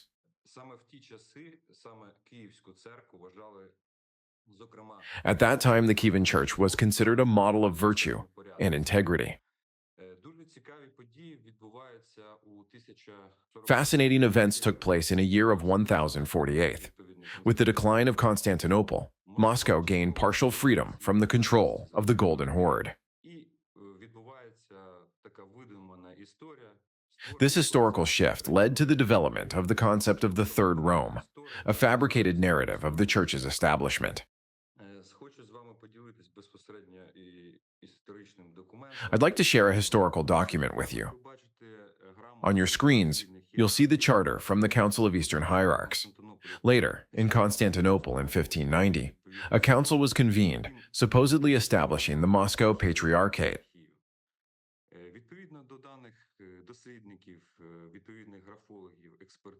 According to experts in historical graphology, at least 66 signatures on this document have been identified as forgeries. This charter that proclaimed the Moscow Patriarchate was followed by a bribe to the ecumenical patriarch, for which he was subsequently stripped of his ecclesiastical rank by a church tribunal. This marked the beginning of the so-called independence of the Russian Church, achieved through bribery and cunning.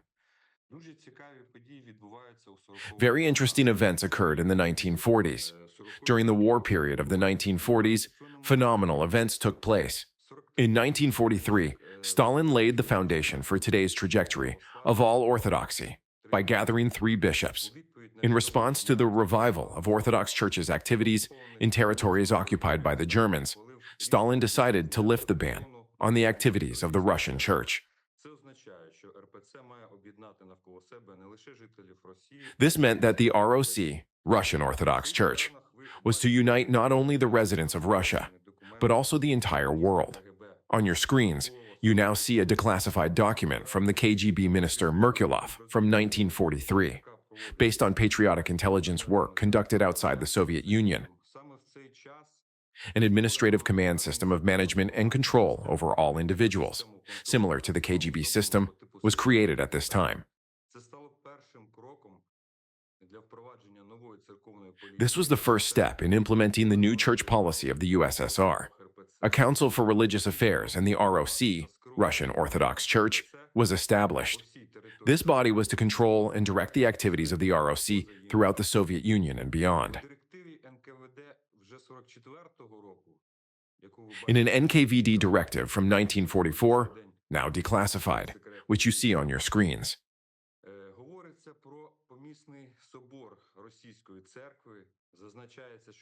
the directive references the local council of the Russian Church, specifies that all participating priests at the council must be exclusively selected and vetted KGB agents.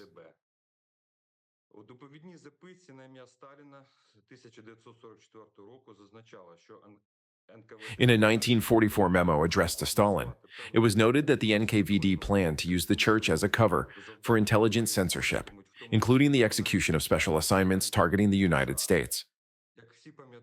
As everyone remembers, in 1957, the Moscow Patriarchate, under the KGB's instructions, joined activities to return immigrants to the Soviet Union. Also on your screens, you see a historical document from 1990, allegedly granting autocephaly to the Ukrainian Orthodox Church.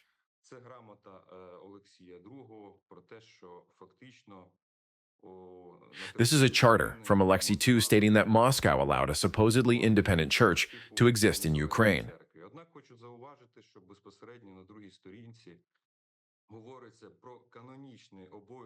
However, I want to note that the second page talks about the canonical obligation of all churches in Ukraine to be subject to the Council of the Moscow Patriarchate.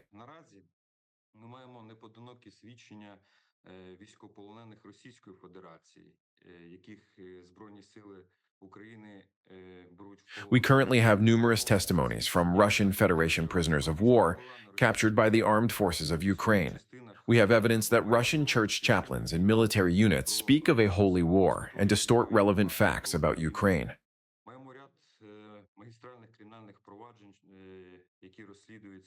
We have several major criminal cases being investigated concerning the Federal Security Service, the KGB's equivalent, which persecutes representatives of religious institutions in the Donetsk, Luhansk, Zaporizhia, and Kherson regions. Today, the property of the Orthodox Church of Ukraine and others is being looted.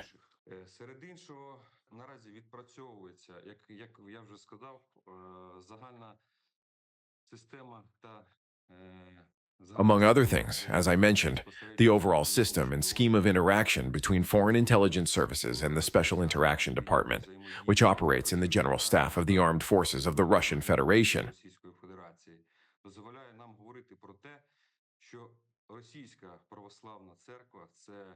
allow us to say that the Russian Orthodox Church is exclusively a separate branch of counterintelligence and intelligence activities.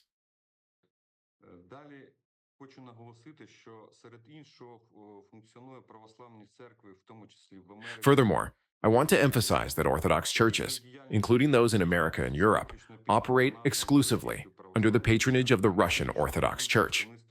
Today, there are representations in France, Belgium, the Netherlands, the United Kingdom, Germany, Norway, Sweden, Denmark, Italy, and Spain.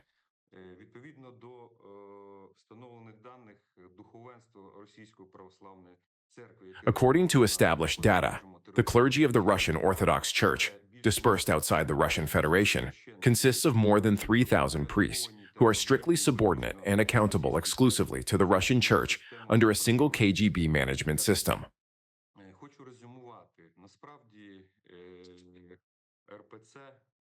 I want to summarize.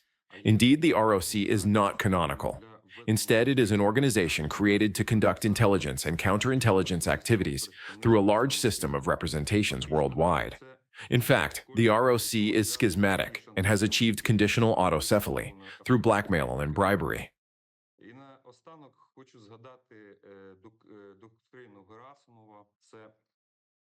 Finally, I want to mention the Gerasimov Doctrine. This is a doctrinal document from the Chief of the General Staff of the Russian Federation, which details the concept of conducting war through non-military methods of aggressive warfare. Thus, 70% of all methods are exclusively informational. In this algorithm, information gathering and support are carried out through a pre-established network, which, in our opinion, operates within the Russian Orthodox Church. Thank you. Thank you so much. And our next speaker is Pavel Unguryan, former member of the Ukrainian Parliament, leader of the Prayer Breakfast Movement in Ukraine, coordinator of the Christian Platform for Ukrainian-American Partnership. Thank you very much, and thank you for all the organizing committee to have this very important topic the week before a very important time in the United States. I would like to put attention for 3 points. The disinformation from Russia about West, disinformation from Russia about Russia, and disinformation from Russia about Ukraine. First of all, disinformation from Russian side, from Russian special services and governmental politics about Western civilization, about West.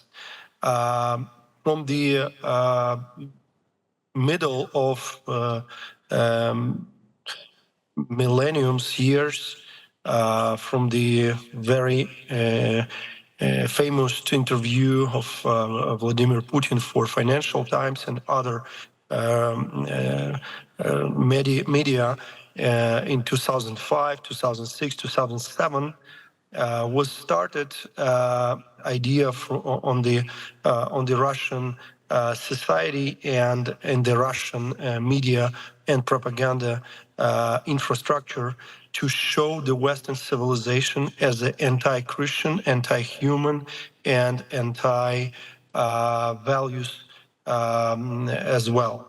Russia tried to create the image of Western civilization, Western countries, first of all, United States of America, but also European Union and their satellites, like countries who started to build evil and to build civilization anti-Christianity and anti-values and anti-humanity.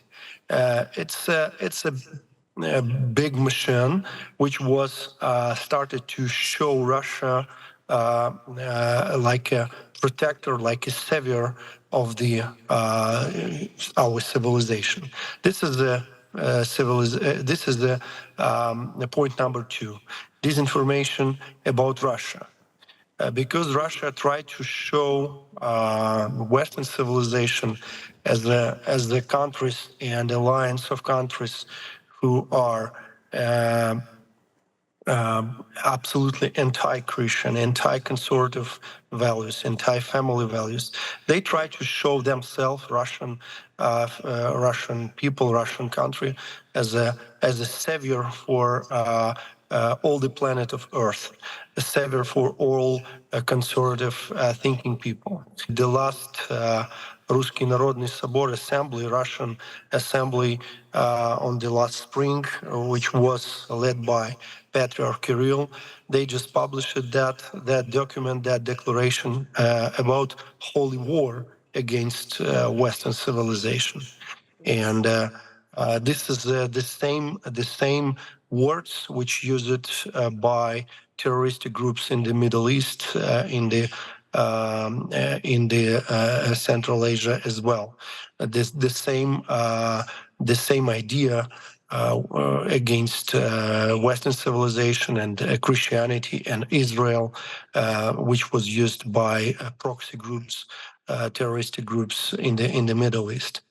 And disinformation number 3, it's disinformation about Ukraine, about Ukrainian religion freedom, about persecutions inside Ukraine.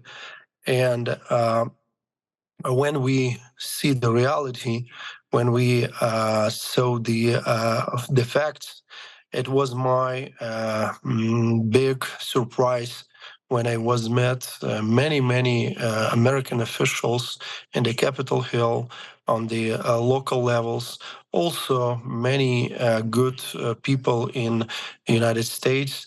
They are, many of them, they are absolutely don't know about the real situation in Ukraine, in Russia, in this part of the world, because the machine of propaganda, infrastructure of influence, brainwash machine was created more than 20 years ago by Russian government, and also we saw the alliance of evil supported them do that in our societies.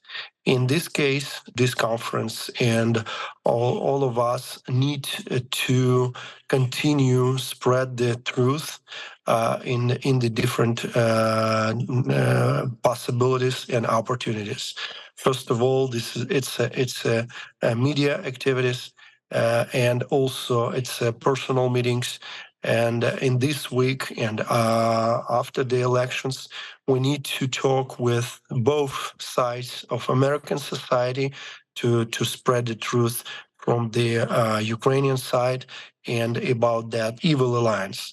My final points is we need to show for American society this union of evil forces, which was right now attacked not just Ukraine but also Israel, also Korea, also Taiwan, also proxy groups in the Central Asia.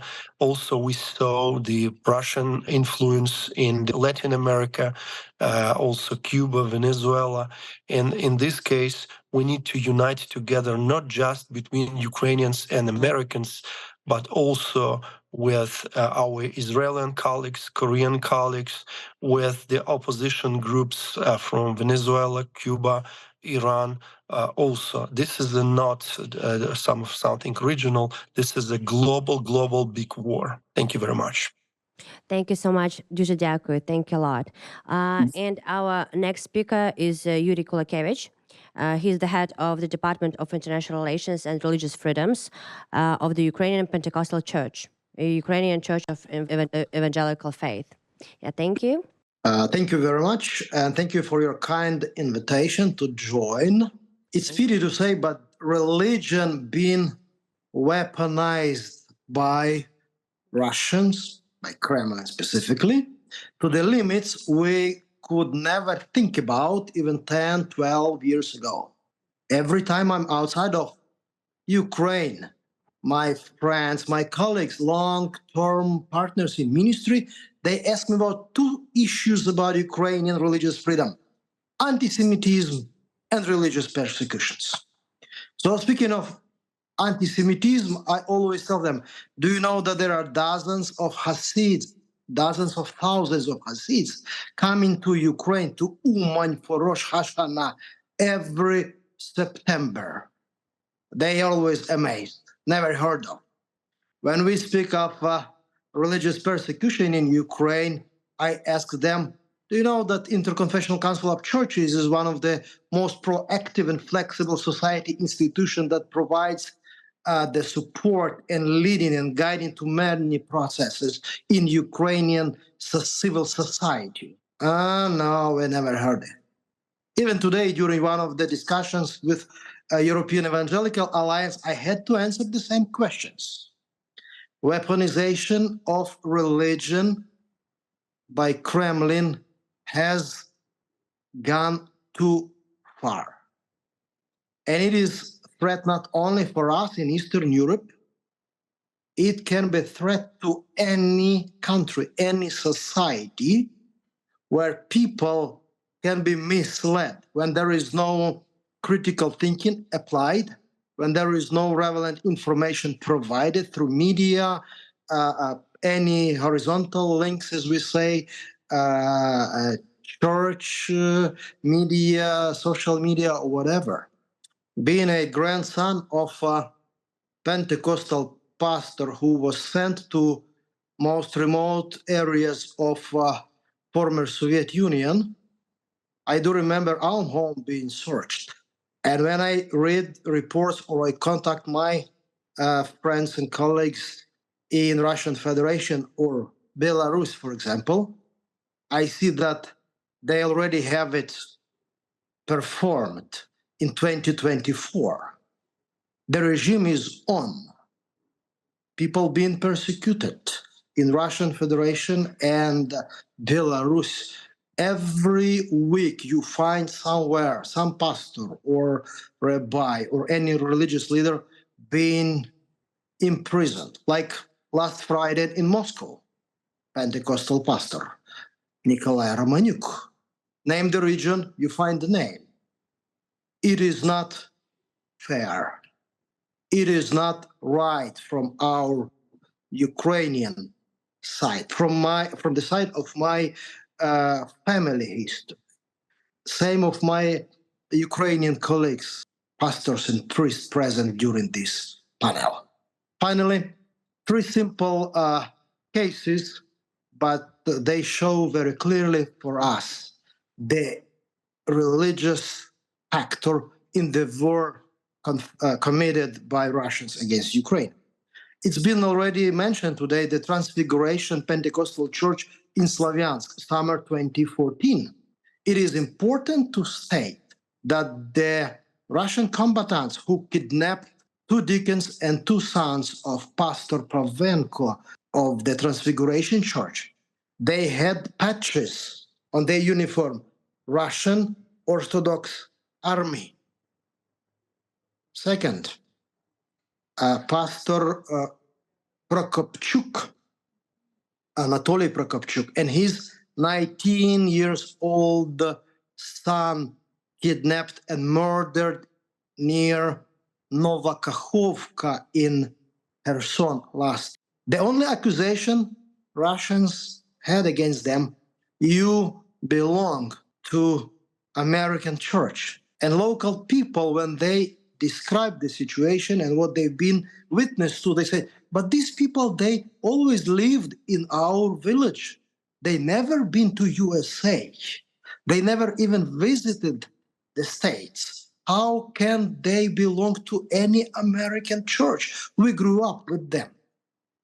We are neighbors on the same street, but that's what Kremlin does. Finally, I got a call from Pastor Mikhailo Yunakovsky from Rodinske, Donetsk region recently. Ukrainian intels warned him, your church is next military target in our town. Why? He amazed. See, you are the only institution in town that provides food packs for the local people.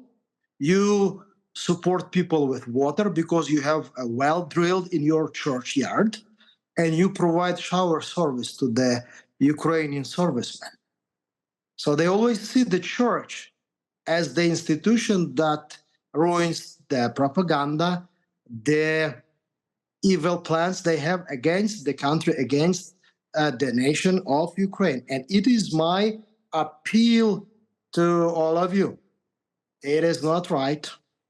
It is not fair. We are to stop it. Bad guys, when they see these bad examples from Russian Federation, they can try to follow the temptation on other continents. And if we don't stop it, the misuse of religion can bring even more harm to the world. Thank you. Thank you so much, Дуже дякую. Thank you a lot. Our next speaker is Lisa Zaburane, I'm so sorry, Member of Parliament of Ukraine. Hello, dear friends. Thank you very much for the invitation and the possibility to take part in this very important event. Actually, now we have sittings in our parliament in Kiev, but for us it's very important to talk with you about this topic and to share with you our visions about these issues. So, in today's geopolitical landscape, influence is often shaped not through overt displays of power, but through the manipulation of information. Russian disinformation operations exemplify this shift. Through sophisticated disinformation campaigns, it has transformed the art of influence and deception into a powerful tool of global persuasion and destabilization. This is not merely a continuation of the Soviet era active measures. It's an evolved, amplified approach designed to erode trust, exploit social divisions, and weaken institutions like the European Union and NATO. One of the clearest illustrations of Russian disinformation is its strategic denial of involvement in actions widely condemned as war crimes in Ukraine. Since the onset of the 2014 war in the east of Ukraine, and increasingly with the full-scale invasion in 2022, Russia has systematically sought to obscure, cover up, deny, and manipulate facts around its military actions. Using state-controlled outlets like alongside a vast network of social media bots and trolls, public figures, bloggers that have access to the big audience, the Russian information machine works to construct an alternate reality, one in which the Ukrainian government is portrayed as the aggressor and Russian forces are presented as protectors. In this reimagined narrative, any collateral damage in the war is consistently framed as the result of Ukrainian defensive actions rather than Russian aggression. Civilian tragedies such as shelling of populated areas are often recast as either Ukrainian provocations or fabricated events.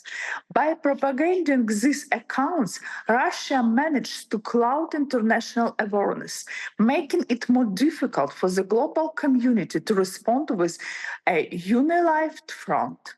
This is definitely making the present situation even worse. This persistent manipulation of facts, often referred to as a firehouse of falsehood tactic, is remarkably effective. Actually, similar we have about social media.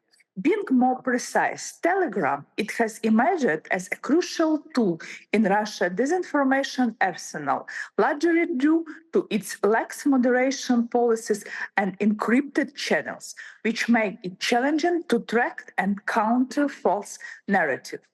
Pro-Russian channels on Telegram, including those affiliated with Wagner Group, actually, and other state-linked actors, exploit this platform by regularly sharing graphic, motivated content aimed at undermining Ukrainian credibility. A striking example of this was during the Bucha massacre investigation.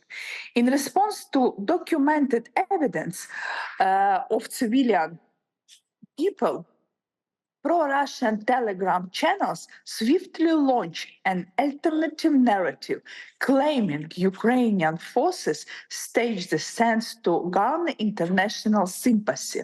This immediate counter-narrative was calculated, blurring the fact at a crucial moment and casting doubt on clear evidence of war crimes. In today's hyper-connected world, platforms like Telegram have evolved far beyond simple tools for communication. They are now frontlines arenas in a high-stakes war for information. Here, narratives are weaponized. Trust becomes a casualty, and public perception is the price. The cost isn't just in misinformation. It's in lives impacted, realities destroyed, and justice delayed. Unfortunately, we are already late for being quite defiant in response to all Russian disinformation and propaganda. So it's high time to recognize the urgency of addressing these threats and work together to ensure that trust can rise above the manipulation. Thank you very much again for the possibility to be with you and to share my opinion about reality if we talk about the propaganda and disinformation. Thank you so much for your time. And our next speaker is Lyudmila Filipovich, Ukrainian philosopher and religious scholar, author, lecturer, writer, public figure, and professor at the Grigory Skovoroda Institute of Philosophy at the National Academy of Sciences of Ukraine. Greetings to everyone. Thank you sincerely.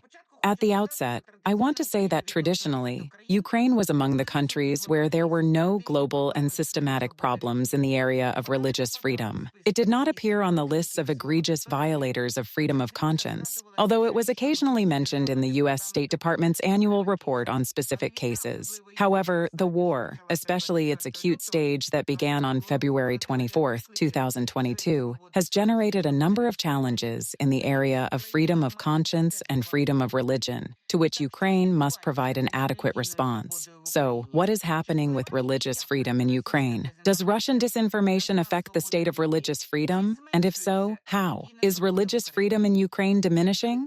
If I were to answer in one word, yes, religious freedom in Ukraine is diminishing. However, it is important to understand where exactly, concerning which religious organizations and which believers. Russia has chosen the narrative, in Ukraine, people are persecuted for their faith, as a main theme of its propaganda.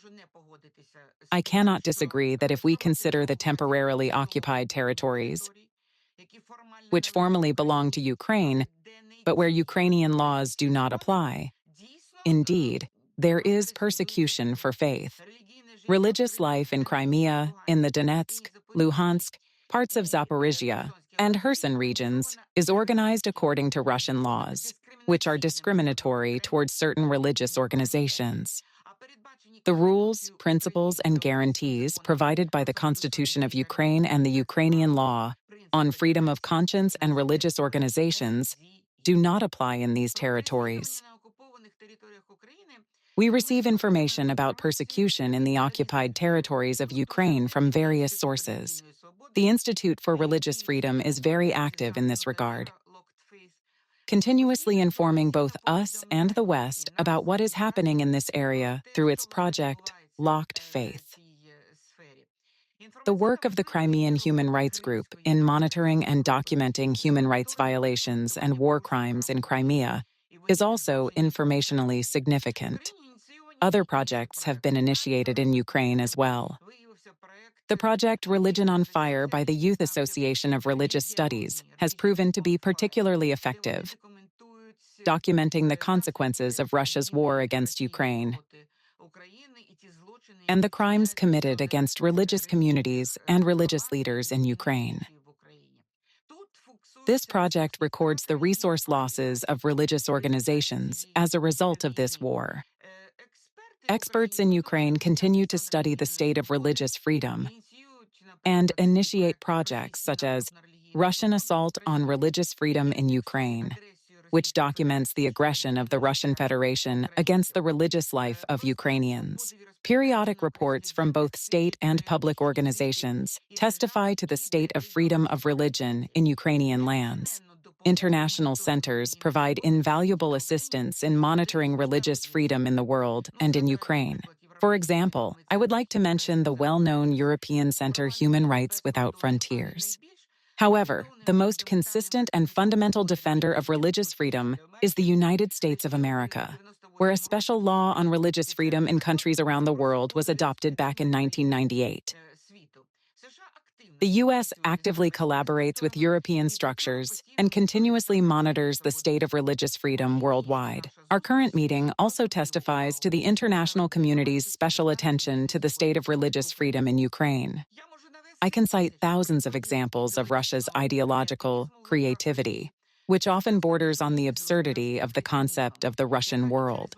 Through governmental structures, statements by Putin and Peskov, members of the State Duma, representatives of religious organizations, public associations, and especially through the media, Russia attempts to justify its invasion of Ukraine with messianic calls to save Ukraine, all of Europe, and the entire world from sinfulness, from Nazis, from fascists, from us, dear participants. Russia dreams of it and is successfully moving towards realizing this dream of establishing its control over all of humanity, aligning itself with despotic regimes in Asia and Africa as friends and allies. Meanwhile, Russia manages to disguise itself as a defender of human rights and freedoms, albeit with a very particular interpretation of these concepts. That is, the only only true path is the Russian way, articulated in the 19th century in the theory of official nationality proposed and justified by the Tsarist Minister of Education, Count Sergei Uvarov. This theory is succinctly expressed in the triad: orthodoxy, autocracy, nationality. Today, these principles of the theory are being implemented by modern Russia. Russia not only spreads disinformation about the state of religious freedom, but actively suppresses it. Its words translate into concrete actions. Russian aggression against Ukraine since 2014 has been accompanied by abductions, torture, and extrajudicial executions of priests and believers of various churches. Among those affected were believers of the Ukrainian Orthodox Church of the Kiev Patriarchate, the Ukrainian Autocephalous Orthodox Church, the Ukrainian Greek Catholic Church, as well as several Protestant churches, including Baptists, Pentecostals, and Adventists. This has been mentioned today. The Church of Jesus Christ of Latter-day Saints and Jehovah's Witnesses also suffered. These communities faced targeted persecution, and as a result, in the Russian-occupied territories of the aforementioned Donetsk and Luhansk regions, parts of Kherson and Zaporizhia regions, and especially in Crimea, most of these religious communities ceased to exist, with believers forced to pray privately or gather secretly. Therefore, in my opinion, religious freedom here has been destroyed. Since February 24, 2022, Russia's attacks on freedom of religion in Ukraine have become more severe. Previously, on the occupied territories, priests were mostly threatened with death, but now religious leaders are being killed and tortured again, but on a much larger scale than since 2014.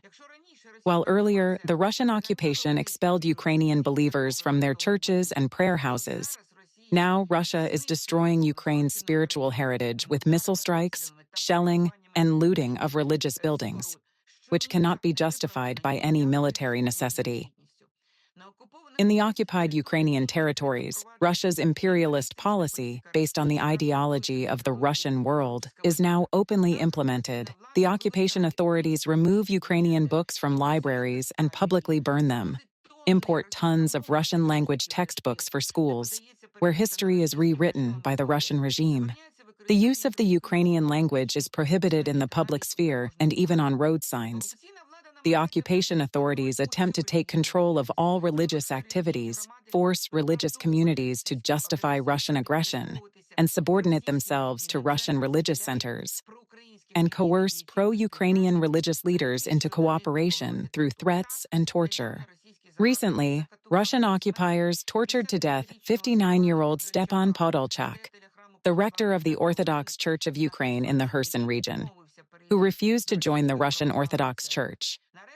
Finally, on June 28, 2024, after more than 2 years of captivity, 2 Greek Catholic priests, Ivan Levitsky and Bohdan Heleta, were freed. They were imprisoned precisely because of their affiliation with the Ukrainian Greek Catholic Church. Russia remains silent about these real violations in the area of freedom of conscience. Still, it actively promotes other narratives about the persecution of Orthodox Christians and the destruction of orthodoxy in Ukraine, particularly the Ukrainian Orthodox Church. The main sources of this disinformation are statements and complaints from the leaders of the Ukrainian Orthodox Church, scandalous incidents of confrontations over churches between representatives of the Orthodox Church of Ukraine and the Ukrainian Orthodox Church, such as a recent incident in Cherkasy with the St. Michael's Cathedral. For those who are out of context with what is happening in Ukraine, it might indeed seem that Ukraine has abandoned the democratic path of development, seemingly limiting one of the main democratic human rights, freedom of conscience and religion. All this is often referenced in relation to the recently adopted law number 8371 on the prohibition of activities in Ukraine of the Russian Orthodox Church and religious organizations affiliated with it, which faced colossal criticism from the Ukrainian Orthodox Church and international experts. In the public space, even during the discussion phase, this law was referred to as the Law on the Prohibition of the UOC Ukrainian Orthodox Church. However, in the text of the draft law, neither the Ukrainian Orthodox Church nor any other religious organization is mentioned. The Ukrainian Orthodox Church organized a strong opposition to the adoption of the law in the legal and informational spheres. There was constant criticism, lawsuits, letters to the UN, appeals to the leaders of Orthodox and non-Orthodox churches, and international religious organizations, arguing that the Ukrainian Orthodox Church is a martyr church persecuted for its faith in Ukraine. Special sessions of the Security Council were convened, albeit at the initiative of the Russian Orthodox Church. They even invited, as you probably know, dear colleagues, a well-known American lawyer from the law firm Amsterdam and Partners LLP to prove the illegality of this law. The issue of the Ukrainian Orthodox Church evolved from an internal Ukrainian matter to a global international one, as it moved beyond Ukraine's borders. The mentioned firm prepared a legal analysis of the Ukrainian bill, sharply criticizing the government's initiatives. But all the accusations made there turned out to be contrived and were predicted as the worst-case scenario for religious freedom in Ukraine. None of the imagined scenarios by Mr. Amsterdam, or the fabricated concerns by his partners in the law, materialized. You might ask whether this propaganda activity had any effect, any reaction, or any consequences. Yes, indeed. And not only in Ukraine, but also in Europe and America. Doubts and suspicions arose about whether Ukraine is doing everything right in the area of freedom of religion. A whole series of conferences, publications, and consultations took place, where doubts and concerns were expressed, recommendations were given, and even threats were made. With full responsibility, considering the possible threats to religious freedom in Ukraine, and agreeing with some of the warnings from foreign experts, we cannot ignore some of the excessively alarmist sentiments of our colleagues. Let's pay attention. The state holds accountable not the believers of a particular church, but the citizens of Ukraine who have committed a crime.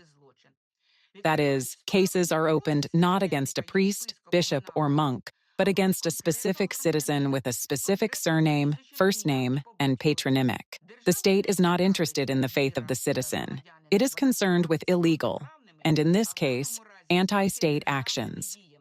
It is about state treason, inciting interreligious hatred, and causing harm to life and health. Where are the thousands of affected Orthodox Christians who were forcibly loaded into freight cars and sent either to Sakhalin, Kolyma, or other gulags? Where are the Orthodox priests tortured by the Ukrainian authorities, the shot Orthodox children from the UOC, and the grieving mothers? Has the government taken away their estates? The former abbot of the Kiev-Pechersk Lavra, Pavlo Libid, nicknamed Pasha Mercedes, suffers from house arrest in a 580-square-meter house in the Boryspil district of the Kyiv region in the village of Voronkiv. Well, I think he lives there as he did before. For example, I have data that in 2018, the value of his estate was $1,300,000. Dear conference participants, who has the opportunity to live like this, suffering for faith in those or other countries? It must be acknowledged that not everything is perfect with religious freedom in the territory of Ukraine controlled by the Ukrainian government. However, the fundamental rights of believers of religious communities are upheld, and religious freedoms are guaranteed. Here in Ukraine, under government control, it's not frightening to be a believer of any denomination. The law on the protection of the constitutional order concerning the activities of religious organizations was finally adopted, with 265 deputies voting in favor. The President of Ukraine signed it, and it came into effect on September 23, 2024. So far, no changes have occurred in the religious life of the territories under Ukrainian control, as it was not the Ukrainian Orthodox Church that was banned, despite the outcry from the paid lawyers of the Ukrainian Orthodox Church at every corner, but rather the Russian Orthodox Church as a foreign entity headquartered in Moscow. The key word in the law is not prohibition or persecution, but investigation. The state, represented by the security service, We'll investigate whether any Ukrainian religious organizations have connections with the aggressor country. This applies not only to the Orthodox Church, but to all religious organizations. If evidence is gathered, only the court will decide the further fate of such an organization. In other words, everything is within the legal framework. We take into account the general concerns of the international community regarding the state of freedom of conscience in Ukraine. However, we insist that when evaluating this situation, experts do not always see the full picture. Most approaches are out of context, not being in the reality of the war events. Experts are fed only information from secondary sources, someone's subjective observations, without taking into account the whole set of circumstances that cause a particular action by the state, the church, or society. The principle of legal normativism, which underlies all legal expertise, whether of a law or a specific situation, does not work in real conditions. You cannot live by the law when you have the barrel of an automatic weapon at your temple. The issue of religious freedom in Ukraine, and this is what I want to say in conclusion, is not just about Ukraine. Due to Russia's military aggression against Ukraine, religious freedom is under threat in any country, especially where the aggressor and totalitarianism, in this case Russia, come. Where Putin is, the end of religious freedom comes. Today, Russia threatens not only Ukraine, but all of Europe. The Russians, led by Stalin and now Putin, did not abandon their plans to reach the English Channel and march in triumph under the triumphal arches in European capitals or on Trafalgar Square, looting the museums of the Vatican or Amsterdam, just as they planned for February 2022, when they sewed parade uniforms for the parade on the central square of Kyiv in 3 days. I remind you that we are on the 979th day of the war. Almost 1,000 days, when hundreds of military and civilian people die every day, dying not for wealth, not for money, not for the crazy idea of domination over the whole world or for the salvation of mankind from sin. All these guys and girls are out there on the front lines, dying for democracy, for freedom, including freedom of religion. Thank you for your attention. Maybe right now, David Craig will take the floor. He is a Washington, D.C. based journalist, author, attorney, who has been an ACGA member since 1980s. Thank you so much. Yes, I'll give you the floor. Well, thank you very much for having me. I have to say that as a member of this press club for 26 years, organizing sometimes events right in this room, I have rarely, if ever, seen such an important amount of information from so many experts as today. So I congratulate the speakers and organizers, and I'm privileged to join you briefly. I think I was invited because I've written a book that is being released in its new edition on Russian propaganda and how it affects US elections, the legal system, the media, churches, as well as their counterparts in other Western nations. Let's think about Brexit. Let's think about the French elections. Let's think about what's happening in Africa, as some previous speakers have mentioned. But in the spirit of this particular panel on religion, I'd like to address, at least briefly, something that I'm not sure has come up previously in our discussion, which is why does this broadcasting of propaganda resonate? Because when we think about it, to penetrate, let's say, the US legal system, there's a lot of smart people around, involved, the US media, why does it take root? And I think there's a religious, if not spiritual component to that I'd like to address. But at least briefly, I'd like to talk about what I've discovered before we see how it resonates. And to do that, I'm going to at least take our Zoom audience on a little bit of a tour here. We have a corner office view of the White House 2 blocks away to my left. But right across the street is a very prominent law firm called Perkins Coie. And they were the law firm representing the Democratic National Committee and Hillary Clinton in 2016. And they found their computers being hacked. And it was very embarrassing. It was very damaging to the Democrats during that presidential race. And one of their lawyers, who is an expert in cybersecurity, went to the FBI and Justice Department to complain about Russia propaganda affecting our election.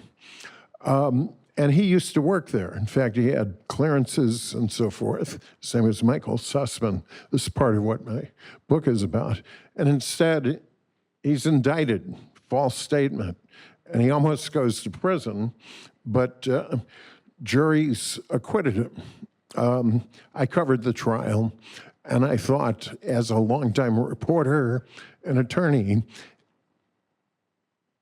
why is it that people are being prosecuted when their information may not be accurate in all respects? But he almost went to prison. Certainly his career and family were destroyed, along with other people, when we know that Russia interferes with the elections or other parts of American life.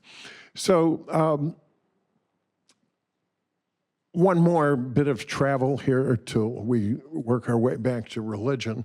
But 1 block up at G Street here is where RT had its headquarters before they were shut down.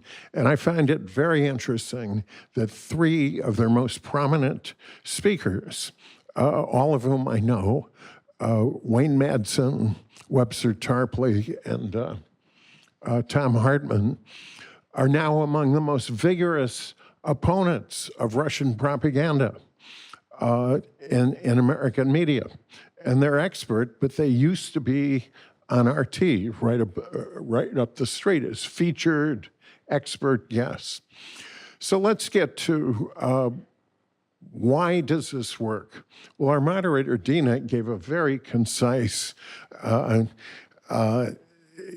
penetrating overview of religious aspects to this in a way that I haven't heard very often in the American media, partly because while theoretically religion is respected, people don't get into it that much because they're kind of worried about offending people. But with a war in Ukraine, with elections like we have, the stakes are too high to horse around. So let's talk about it. And I'll maybe wind up here, because I know they're on a tight schedule, by saying the experts in Russia focused on religion, in my view, are not just pushing the Orthodox Church and Putin power, but some of them are using this expertise to try to understand the different religious aspects of the United States, Africa, and they're ruthless about it. And so they're going to get Muslims in Africa to be activated with their propaganda in the same way that they might have Christians here, or even left-wingers. I wouldn't necessarily call them all religious, but there's a certain self-righteousness and in the spiritual left here, as well as, I guess, the right. But that can be tapped into with the view that if someone knows something bad that the US government did and only Russia will talk about it, that helps provide fertile ground for the propaganda. And the last part I'll add about that is this idea of decay of the West, which is particularly popular among some parts of our electorate, and it just fans the flames, and it's almost irrational how attractive it is to hear people talk about how bad the West is when they have a certain vision from their own personal religion, whatever it is that's true. So that's my overview. I will say that seeing so many experts here, I would love to support the organization. I run something called the Justice Integrity Project here in Washington. I'd love to participate in this coalition against disinformation. And for anyone here or listening, I'd be glad to send an electronic copy or a print review copy of my new book. Thank you very much for hosting me. Thank you so much for your valuable insights, Mr. Greg. We had such a fruitful discussion, and we really want to thank the Office of the Prosecutor General of Ukraine and Andrei Oleynik. Is he online? I wanted to give him the floor again so that he could actually wrap up our session as our partner, as because the office, the Prosecution Office of Ukraine, they helped us a lot with writing the report, with arranging this panel discussion, and getting information on Russian disinformation tactics. Thank you, esteemed colleagues. In my presentation, I emphasized everything to the fullest extent. I focused on the fact that the entire activity of the Russian Orthodox Church is essentially set on the tracks of a certain state institution. This is clearly confirmed within the framework of our investigations.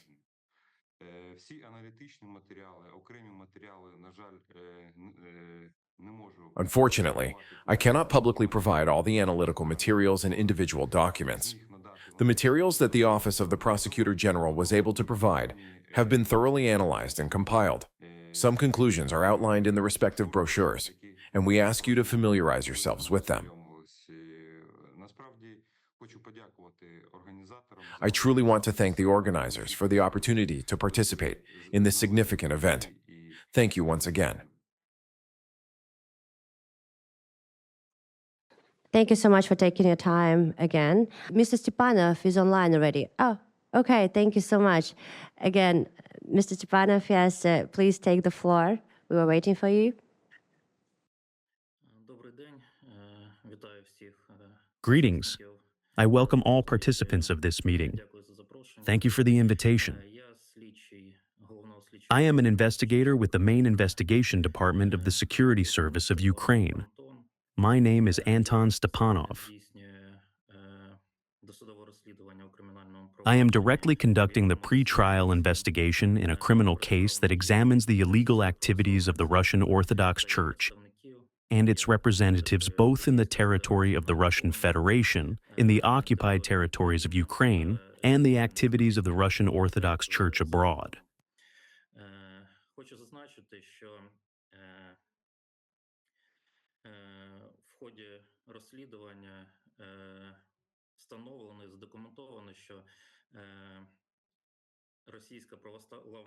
I would like to note that during the investigation, it has been established and documented that the Russian Orthodox Church is an element of the propaganda machine of the Russian Federation, alongside the mass media and the special services of the Russian Federation.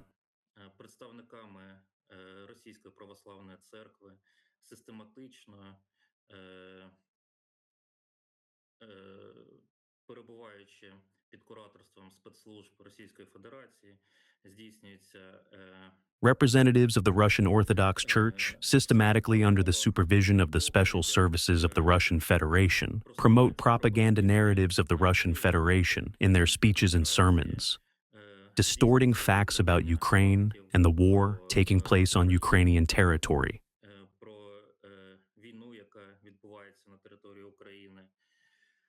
в своїх проповідях вони відходять від тих канонів, які встановлені в Біблії, в церковних законах. Тому можу стверджувати той факт, що In their sermons, they deviate from the canons established in the Bible and church laws. Therefore, I can assert that the Russian Orthodox Church has deviated from the canonical foundations that a church should promote and has become an element of the propaganda activities of the Russian Federation. елементом пропагандистської діяльності Російської Федерації і діяльність Російської Православної Церкви, вона саме The activities of the Russian Orthodox Church are aimed at influencing believers both within the Russian Federation, in the occupied territories, and beyond the borders of the Russian Federation. Thank you. Thank you so much, Mr. Stepanov.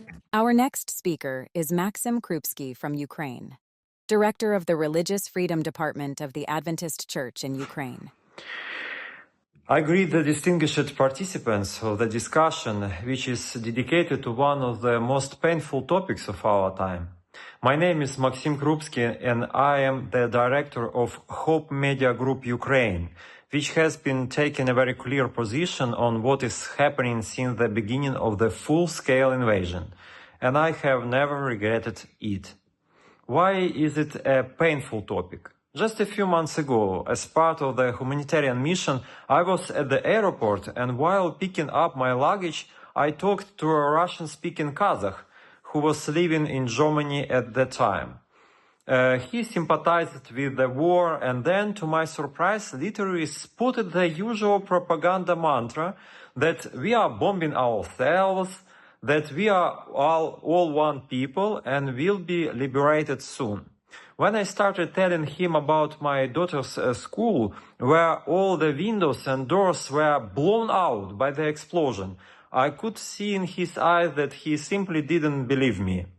This is the aspect that is the most painful for me, that propaganda kills trust in ordinary people who share their stories, who are not politicians, who are not experienced manipulators, but simply share the pain of their lives. But this basic connection for human lives stops working because of propaganda. We explored this during the broadcasting after the war started.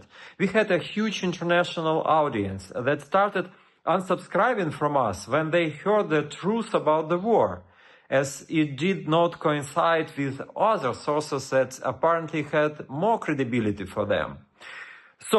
But we didn't convey this truth by repeating the headlines of Ukrainian news agencies, but by recording, filming, and broadcasting in special event on TV and radio the testimonies of ordinary people who fled from war. We did this in the hope that we could counteract propaganda with the help of the stories of ordinary people where humanity, sincerity, simplicity, in our opinion, should overcome the distrust of professional journalism, which is also formed under the pressure of distorted information. But no, propaganda affects people so deeply that even the stories of people seem like fiction compared to the bizarre world created by propaganda. It is the complexity of the distortion of reality that makes it almost impossible to go back. But we continue to record radio and television stories, and together with our partners, we have published a book version of hundreds of stories of people with the belief that one day this chimera of propaganda will fall and someone will see the tears of people who have been devastated by war. Thank you all for continuing this important work. So we are about to wrap up our session, and thank you so much, dear speakers, for taking your time and giving your presentation, for your valuable insights, and for your presence today. We were so happy to have you here with us today. And yes, as you all saw, they shared all these Russian disinformation tactics and how a Russian Orthodox Church and the Ratsirs portrayed different religious minorities and civil groups negatively in media, how they stirred up like fear and anger, how they spread misinformation, how they spread fake news in order to encourage hostility against lots of religious minorities, civil organizations, groups, and label them either sects or extremist organizations, and so on and so forth. More detailed information you can find in our report. And thank you so much for taking the time and attending today's panel discussion. If you have any questions, you can reach out to our speakers, I guess, later after the panel discussion. Thank you so much again, and have a great day. Thank you a lot.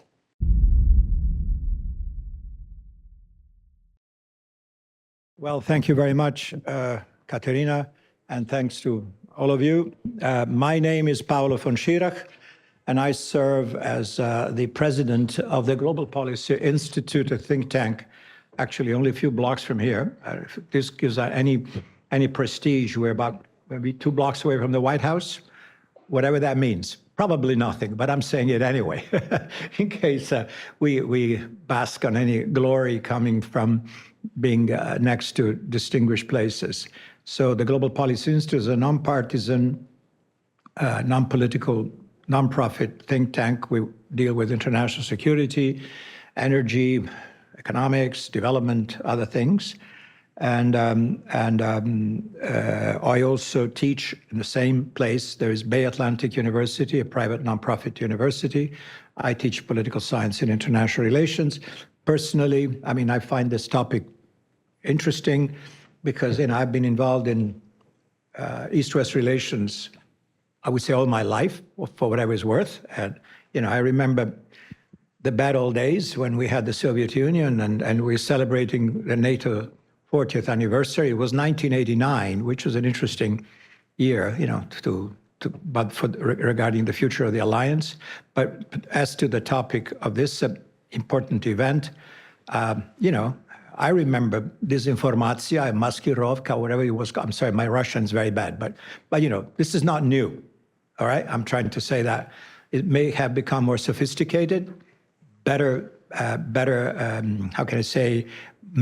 Maquillage, presentation, and ways to plant disinformation, but it was done, you know, back then. It was done at the times of the popular fronts. It was time, you know, at the time in which we're celebrating the Great Patriotic War and the Russians who liberated Europe, and there's and on and on. So there's nothing new here, and of course, you know, depicting the West as horrible and America as just this horrible racist country where, you know, black people were killed every day, which, by the way, I'm not saying it was completely invented, but somewhat exaggerated. And so here we are today.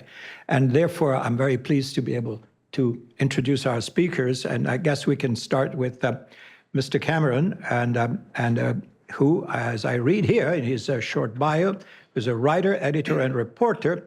And he worked at the Baltimore Sun Media Group from 2009 to 2015, communication expert, former C-suite speechwriter for the Mortgage Bankers Association, working with media strategists from agencies such as FHFA, CFPB, HUD, and Freddie Mac, etc. So clearly, you know a thing or two about media and about messaging and about manipulation. Right. The floor is yours. So, you know, let's talk about what's really happening with misinformation campaigns and what has to have or has to be in place for these misinformation, disinformation campaigns to be effective. I think you've got to have warring factions, right? And that's certainly the case in Russia and Ukraine, between their government and their military and their people. You've got to have a philosophical divide that's happening between the Palestinians, some of the Palestinians, and the Israelis in the Gaza Strip. It's certainly happening here in America. I say this statement all the time. It always gets eyeballs. But the United States is embroiled in a civil war.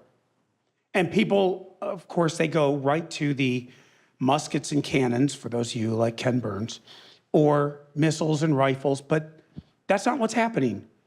It's civil. but it's warfare. And we are tearing down our institutions brick by brick, pillar by pillar. And if you think about it, everything is in play. Everything that you mentioned is on the table. The First Amendment, the Second Amendment, the Fourth Amendment, the Fifth Amendment, the Bill of Rights, the Constitution, the Electoral College. We are hearing candidates in our highest office tell their electorate that their lives are at stake if they don't vote a certain way. Your lives are at stake. Okay. How many political rallies have been hosted at Madison Square Garden in the last 80 years? But our media conveniently went and ignored every one of them and went back to 1939. How convenient of them. I guess all those other political rallies weren't Nazi rallies. So I'm so frustrated with what I see these campaigns, and yes, it is happening in Russia. There are bad actors, but we have bad actors in this country on political sides doing this to their own electorate. The Washington Post just 10 days ago or so published a piece of how to identify some of these misinformation or disinformation spoofs. And they had a quiz. Did anyone see it? Anyone here in the States see that article in the Post? I thought it was enlightening. And I would be willing to bet that most people who took the quiz failed miserably at spotting misinformation. I think when you look at these campaigns, you've got to have those warring factions. You've got to have an electorate willing to buy into the win by any means necessary edict, which we've fallen into. You've got to have political entities that have fallen so far apart from one another that reach across the aisle or the step across the aisle is impossible. If you looked at America as a basketball or as like you look at the moon, well, our poles are so far apart from one another that you can't step across the aisle and reach common ground right now. So any attempt to do so causes that side's leadership to cleave that person, that dissenter, from the herd. We're seeing it right now in New York City with Eric Adams. Loyal foot soldier started to say, hey, this thing calling Trump a fascist is wrong. And suddenly he's hit with how many charges? I mean, the lawfare machine just started cranking it out. And yet there's people on each side of the aisle, Democrat and Republican, who say, well, he broke ranks. He deserves this. This is, wrong think and right think. God forbid you have a contrarian view of anything within your party or within your clan. How many of us have thought, I shouldn't say this because I will lose my standing in my workplace or my social circles or my neighborhood or whatever it may be. We know it happens. We know it's wrong, but we allow it to happen. We're the silent majority that we always hear. Well, that silent majority is enabling that to happen by not speaking up. I thought Jeff Bezos' edict that he wasn't going to issue a recommendation for the presidency was a little rich, right? Because they'd already recommended so many other candidates down the ballot to kind of render that holier than thou stance moot. But on the other hand, he does bring up a point that with this rash of subscription cancellations, and if you don't, like, for example, if they had continued the recommendation process and it recommended that voters pick Trump, this same temper tantrum would be happening at the Post. They were really just upset that we don't get to hail Kamala and bash Trump one more time. That's really all that was. He does have an imbalance of opinion in his newsroom, and he knows it. And he knows that financially it could hurt his investment. So he's doing this. It's a little rich, but I think we have to this right here, this coalition against disinformation. We have to stand up to it in our schools, in our workplaces, in our social circles. You get the government you deserve. If you believe that, then what's happening in this country is deserved if you're not willing to stand up for it. I give credit to the Ukrainian people for standing up against what's going on. I give the Palestinians who don't want this kind of harm in their country credit for standing up what's going on. I give the Israelis credit for defending themselves. There are warring factions, and there is physical war and there is cyber war. And right now, you have to have an electorate willing to act. You've got to have a platform to distribute this stuff. And then the people who consume it on these social media circles, how many of us have looked at something in social media and reacted emotionally immediately and then went back and realized, oh, I got rid of critical thought right there. And that's what these disinformation campaigns really rely on, is you getting rid of critical thought to respond emotionally, to either parrot that message, share that message, or vote on that message. And it's dangerous. All right. Well, thank you very much. And I think we're moving right along on our kind of fast agenda because we have time limits we're running against. I see here from the program that we have from Ukraine. Oh, okay. Do we have Miss Anna Skorofot? Yes. Oh, great. Thank you. Thank you for being with us. Floor is yours. Yes, thank you for invitation. Thank you. Thank you for being with us. I know you're a busy lady. You got things to do. So please go ahead. Floor is yours. Thank you. I know that disinformation is very important. We should talk about it as much as possible because nowadays we know there is also information warfare.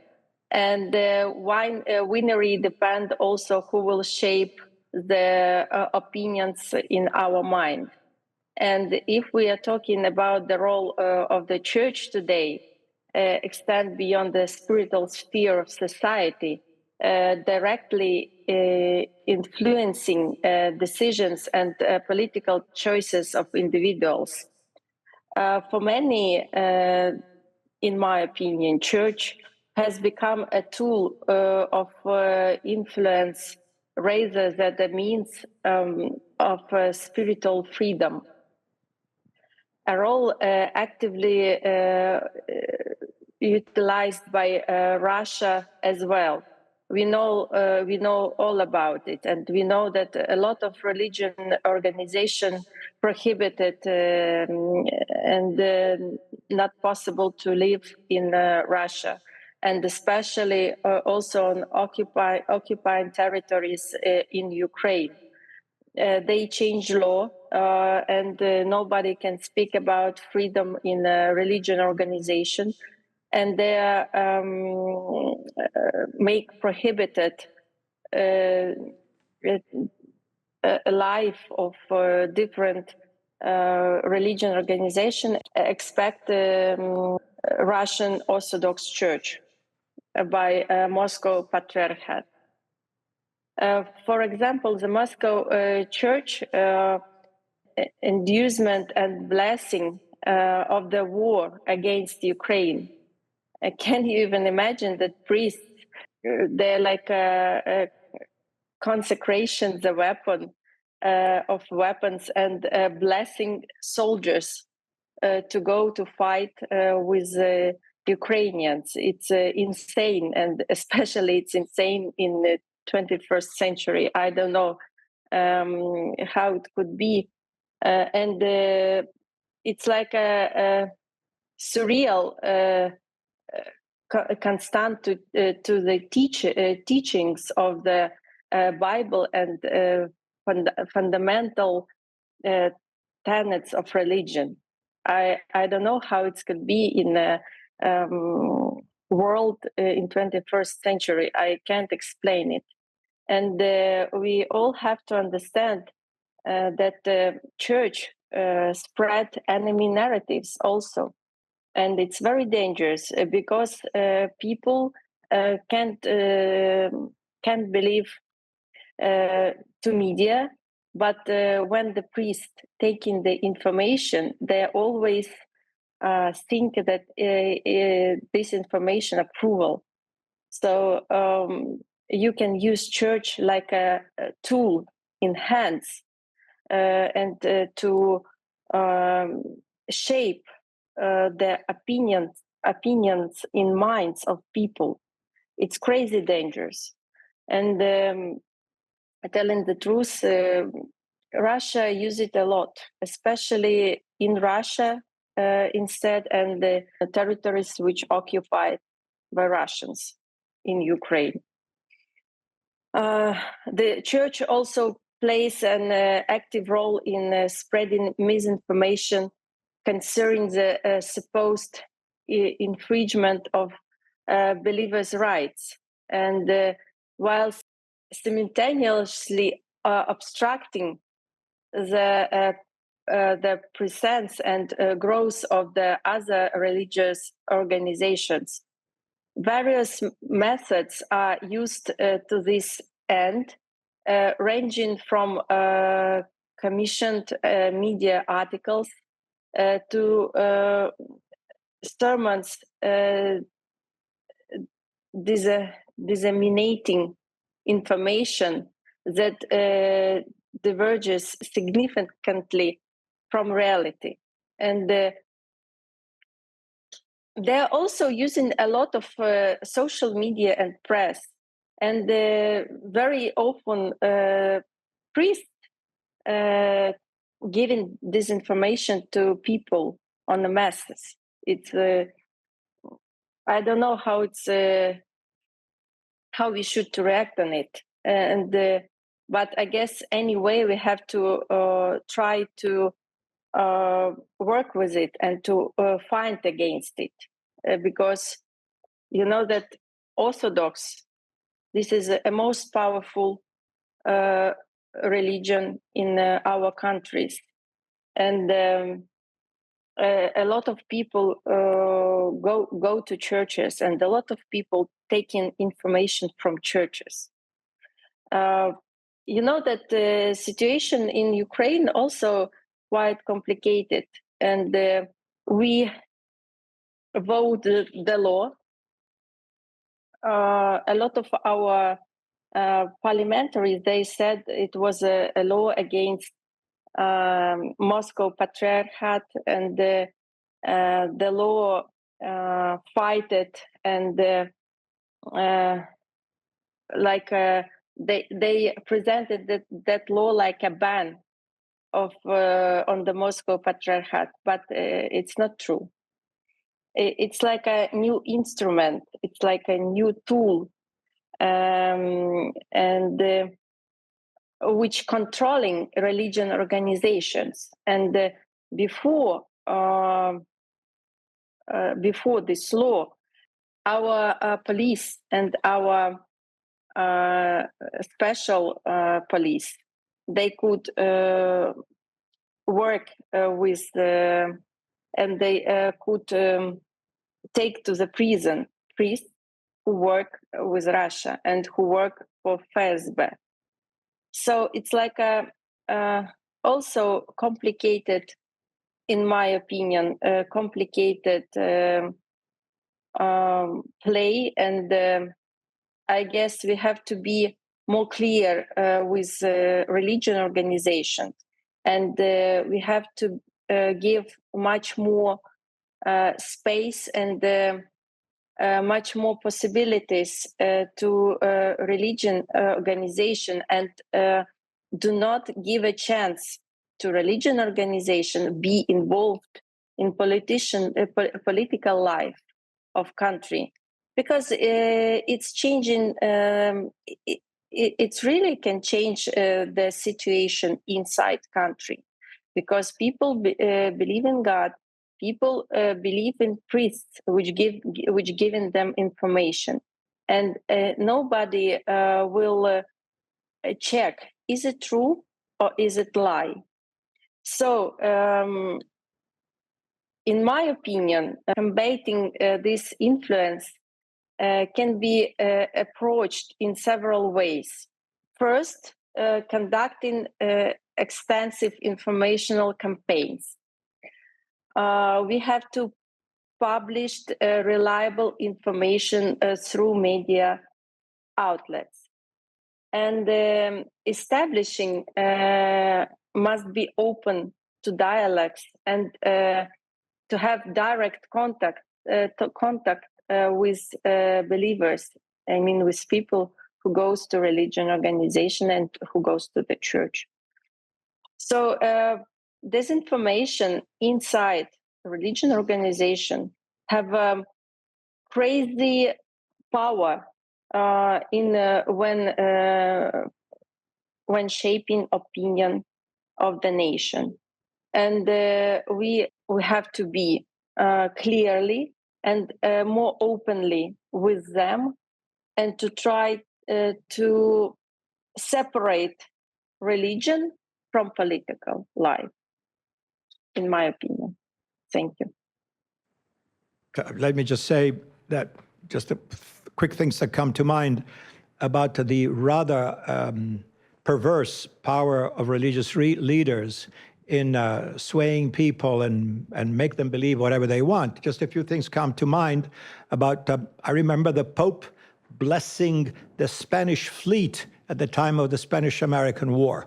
So that was a fleet blessed by God, which therefore was supposed to win. It didn't work out that way, but it had the blessing of the Pope. The Pope called Benito Mussolini the man of providence. Okay, there you go. So if you're aware an Italian Catholic and you hear it from the Pope, well, if the Pope says it, means God says it, Jesus says it, so we're good. So this is the way it works. And therefore, we're not surprised in seeing how the Russian Orthodox Church has become, a pliant tool in the hands of Mr. Putin and blessing the war and saying that it's quite all right to this naughty Ukrainians. They need to be punished because they need to be brought back into the fold because Ukraine is Russia. I mean, there are infinite examples. I just would add this to this dimension that already exists and historically has played badly or poorly or depending on which side you're on, maybe magnificently. Imagine all this amplified 1 million times by artificial intelligence, because this is happening right now. You can create these messages and create millions of clones in a matter of minutes and distribute them all over the world and pretend that so-and-so said this or said that or didn't say this or denied that or affirmed this or endorsed that. It will become, it's already a messed up world in which we really have difficulties to understand what's true and what's not true, and trying to establish the record is extremely difficult. With artificial intelligence, we are in a dystopian world. I don't want to scare anybody, but it's already here. You're 100% right. Yeah. It is. That's exactly what it is. It is here, and we can't turn it off. It's there. It can be used for good things. Maybe we find a cure for cancer, or maybe we can figure out ways to resolve climate change, thanks to the gazillion of bits of data and information that can be processed by these monstrous machines in a matter of seconds. But so this is the world we are, and it's not a pretty world because, again, the idea that, the internet, and I'm talking about the very, very beginning, we said, oh, the internet, the great equalizers. Now everybody will be able to set the record straight. If somebody posts or publishes something false, there will be truth tellers. There will be people who say, no, that's not true. This is how things are. It didn't work that way at all. And the internet has become various rivers and channels, and people eat and drink basically to support their biases and ignore everything else. Facts don't matter. Facts don't exist. The only thing that exists is what I believe, and it's been reaffirmed by this person or the other person or that entity or that blog or this. That's a great point. Yeah. If your church validates you, If the Washington Post publishes something that aligns with you, that gives it legitimacy, and that legacy media is a powerful tool. Yeah, and again, I'm sorry, on the other side, I was just reading an editorial in the Wall Street Journal this morning that said, hey, Mr. Trump, maybe it's not such a good idea to keep saying that Xi Jinping is such a great guy because he runs China with an iron fist. Maybe it's not so appropriate that you, who may become the next president of the United States, that you praise a dictator. This is the Wall Street Journal editorial page. So there you go. Would that have any resonance? Maybe zero, but that's where the world we're in. Anyway, I think we've gotten to the end of our allocated time, and Valentina is here. She will, my understanding, thank you for the update, she will continue this session because we have to vacate the room, I believe, and she will continue this session online with the other speakers. So on behalf of the organizers and my good friend Katerina, thank you so much for being here. Thank to the member of parliament who joined us from Kiev. Obviously, we're not saying the last word on this, right? It's too complicated. But disinformation has always been around. That's a fact of life. And I'm afraid now it's going to go turbocharged because of the technological tools which we have created for good or ill. And we have to live with that. And we have to take a stand against it if this is what we believe. Anyway, thanks, everybody. Thanks for being here. Thank you. And thanks for the organizers. Thank you. Bye-bye. Thank you so much. Thank you so much. We deeply appreciate. Now we will listen also Valentina Kasiuk, Institute for Democracy and Development Analytics on disinformation on war crimes. And we also will continue our internet part together with translation. Please, Valentina, explain to us issues on disinformation on war crimes. And thank you so much for doing this. Yeah. Good afternoon to colleagues. Before I will speak about disinformation or crimes, we will give the floor to our next speaker, Yulia Pilecka. She is a political expert, social philosopher, lecturer, and writer, and specialist in the elite studies, system analysis of political life, and history of Ukrainian and Russian political thought. So, Ms. Pilecka. Colleagues, good evening from Ukraine to everyone who is still connected and ready to discuss and talk about debunking all the myths and falsehoods that are coming from experts in the Russian Federation, along with weapons and the Russian boot.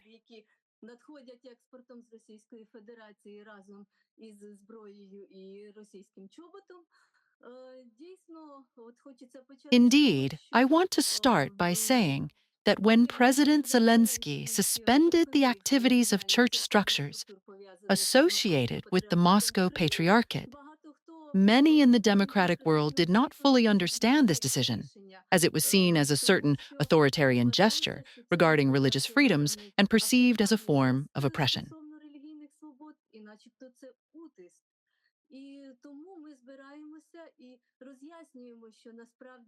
Therefore, we are gathering to clarify that this is actually a gesture of protection, not only for Ukrainian society, but also for the democratic values of the entire world, as the Russian Orthodox Church is not a classical confession in the traditional sense. I would like to thank Andriy Olini from the General Prosecutor's Office. It was very encouraging to see that the Office of the Prosecutor General is digging so deeply, even into the depths of history, revealing documents about the fake origins of this church. Furthermore, there is the doctrine of Moscow as the Third Rome and the collector of all territories inhabited by Slavs. In reality, they needed to reach Constantinople at one time with military force.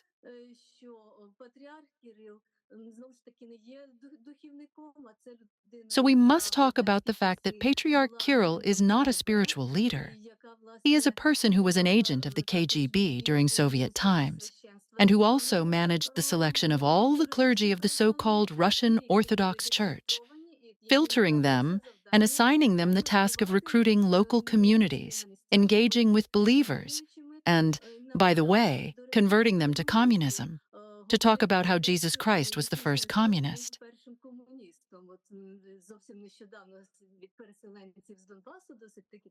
Just recently, I heard testimonies from quite elderly displaced persons from Donbass about how Orthodox Russian priests worked with populations they considered risky, trying to convert them to communism through their faith.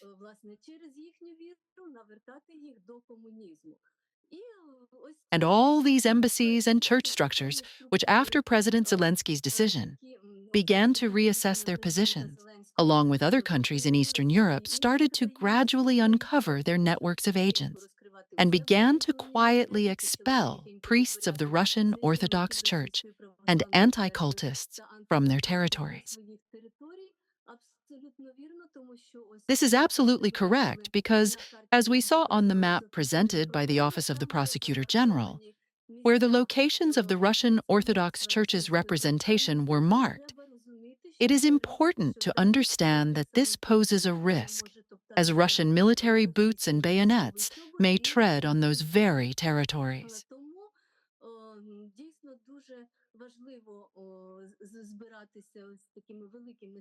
Therefore, it is indeed very important to gather with such large communities, debunk myths, show the true face of the Russian aggressors, and demonstrate that Ukraine is rightly called the last knights of Europe, who are now defending not only the fate of Ukraine, but also the fate of the entire civilized world, and certainly not those chevrons with pseudo-Nazi insignia that our enemies, for hefty sums of money, try to draw attention to. So I won't take up any more time.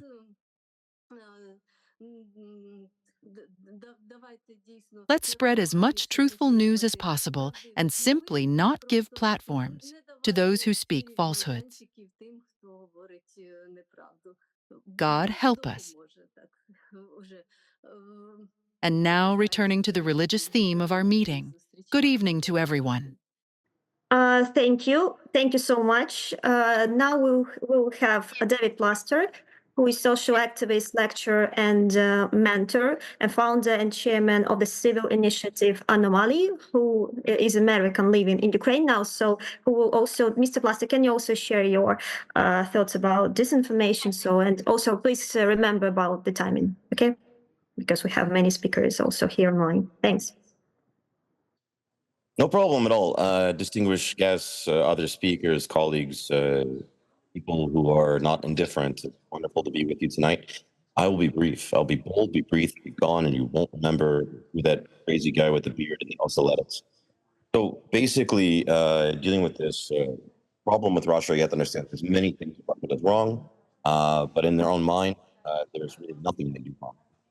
It starts with whether you think they're supporting your people or their people or whatever, it doesn't matter. Russia's goal is one, to destabilize the West.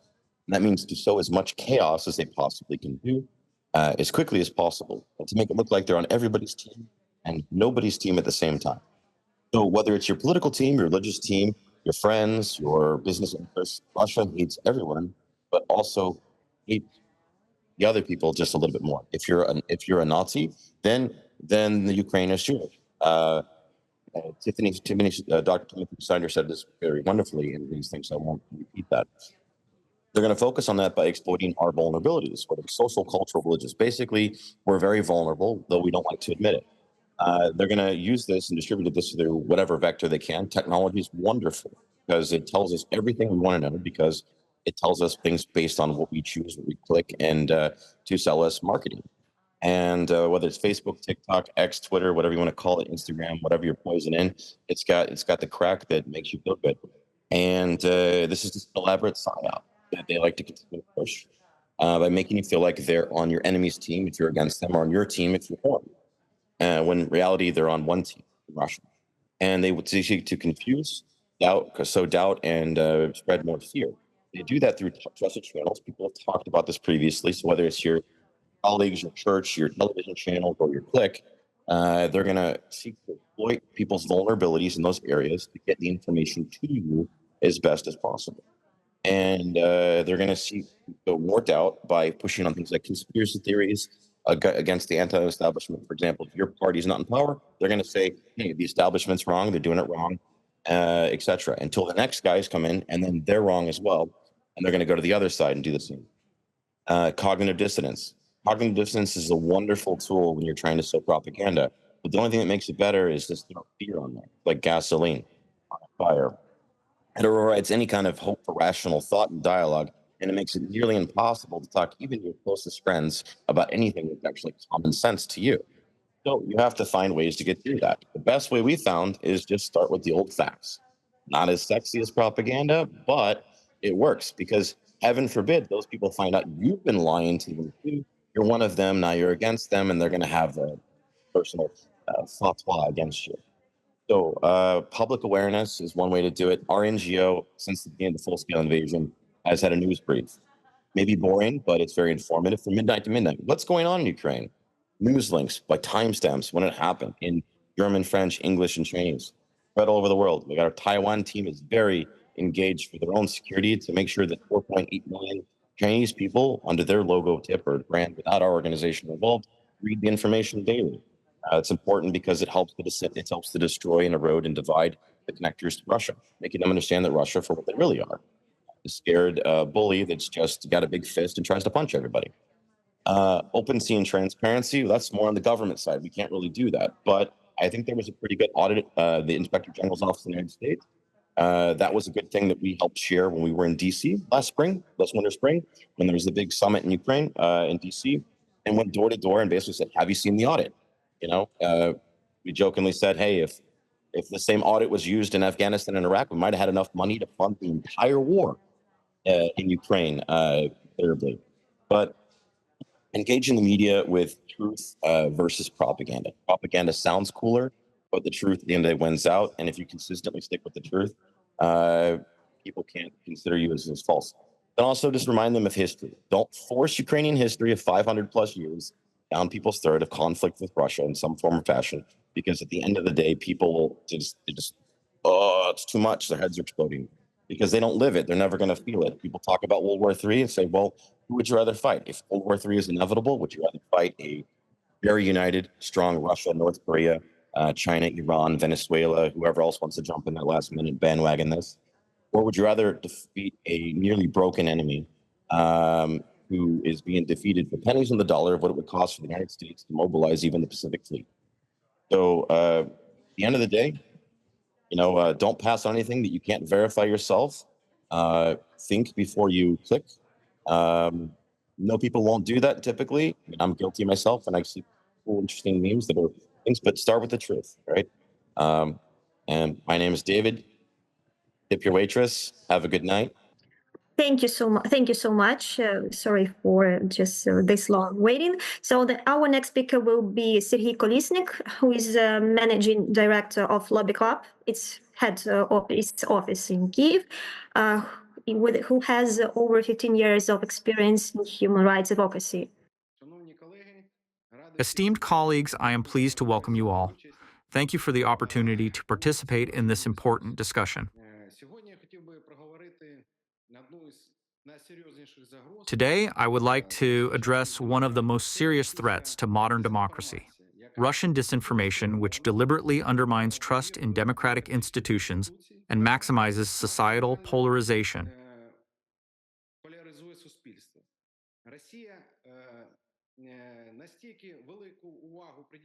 Russia places such significant emphasis on its disinformation strategy that this tactic is a key component of the so-called hybrid warfare doctrine, publicly articulated by the Chief of the General Staff of Russia, Valery Gerasimov.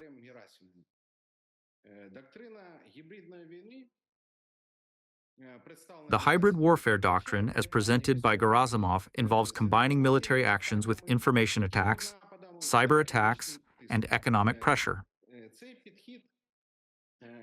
This approach acknowledges that modern warfare can be conducted not only on the battlefield, but also in the information space.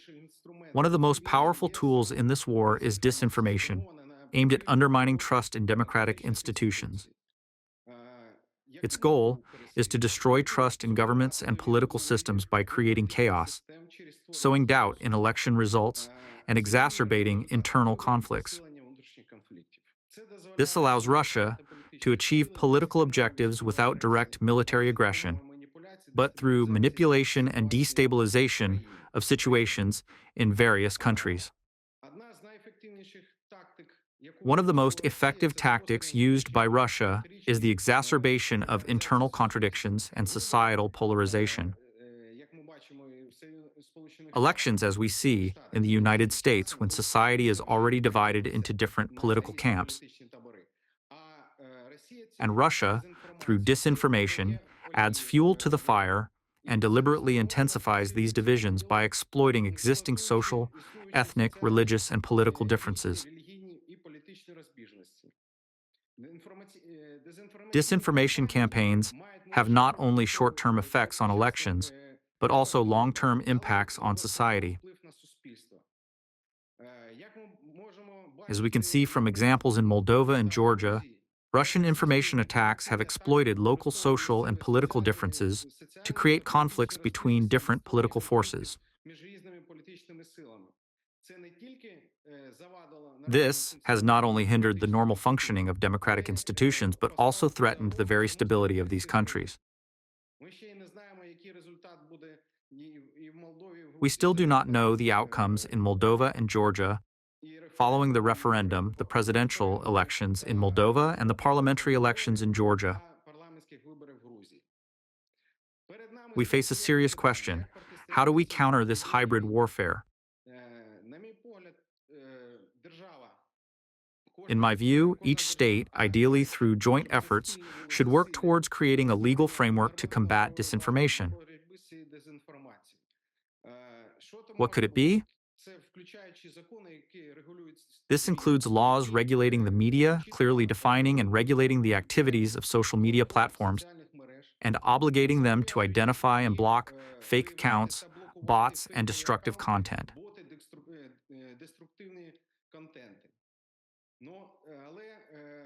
However, we must approach this carefully, as the main goal in combating disinformation is not to violate the rights to freedom of speech and the free expression of opinions.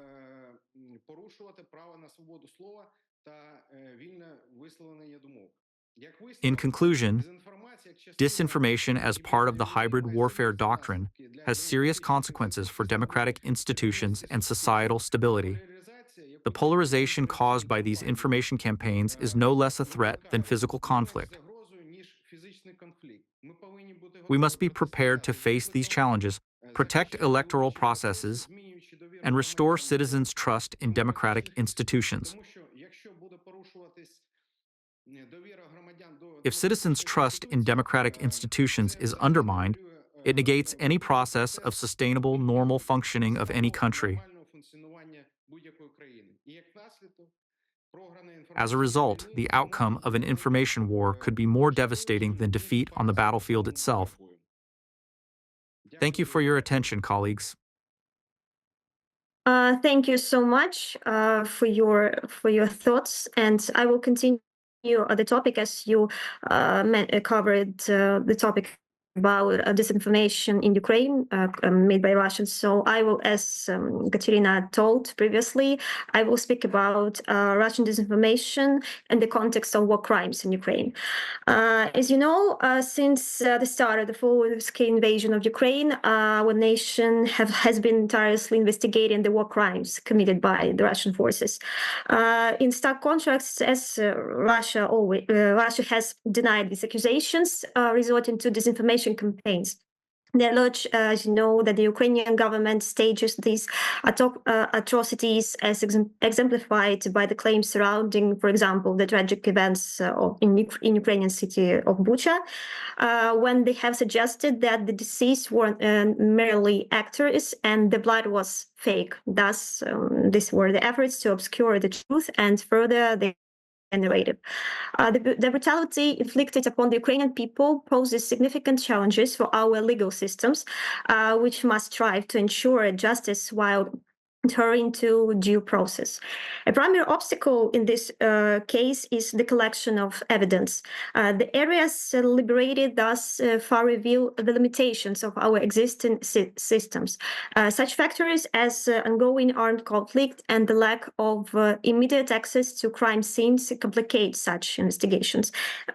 Additionally, Russian servicemen have systematically destroyed the evidence of these crimes, frequently restoring to burning bodies, homes, and vehicles of victims. And this volume of evidence necessitates a robust management system and dedicated teams for its organization and analysis. Central to addressing these challenges is the use of DNA technologies and databasing, which provide unmatched precision and reliability for our investigators and prosecutors alike. Since the Russian aggression began in Crimea and the Donbas region in 2014, our law enforcement agencies and the Office of the Prosecutor General of Ukraine specifically have been actively engaged in collecting evidence and investigating war crimes. These Ukrainian prosecutors have been doing commendable work in these efforts. They're supported by the US Embassy in Ukraine, which collaborates with them to strengthen the investigation and prosecution of war crimes. The Ukrainian prosecutors are further bolstered by mobile justice teams that include forensic specialists and international legal experts. They conduct joint missions to the occupied territories, documenting human treatment and other crimes. To enhance their investigative capabilities, they employ a variety of methods, including facial recognition systems, social media verification, and OSINT research, which database system serves as a repository of over 500,000 pieces of evidence relating to war crimes and the individuals responsible. In this effort, Ukraine is leveraging DNA databases and rapid DNA technologies to identify human remains and document Russian war crimes. Last year, Ukraine received state-of-the-art mobile DNA laboratories from our American and French partners, and these labs enable our investigative teams to process evidence in real time, significantly expediting the identification of thousands of deceased Ukrainians and supporting the collection of evidence for hundreds of war crimes cases. And we also would like to admit that investigating and prosecuting war crimes is critical, not only for bringing accountability to those responsible, but also for combating disinformation. By harnessing advanced technologies and fostering international collaboration, including the inevitable support of our US Embassy in Ukraine, we can make strides in this quest for justice. Who is Malka Bondar, is a journalist, PR strategist, and executive director of Communications. So please remember about the timing, okay? Five minutes, it's the maximum. Dear friends, first, I will speak particularly about the way Russian propaganda works in the United States and influences the American society. And to begin with, I would like to share a couple figures. So here you can see the results of survey published in May of 2024 by Pew Research Center. So you can see that at the moment, 31% of American voters of both parties have an opinion that the US is providing too much of support to Ukraine. And in the very beginning of the war in March, the quantity of people holding this opinion was only 7%. So we can see that Russian propaganda working against supporting Ukraine works, unfortunately, really effectively in the United States. Absolutely. Hi.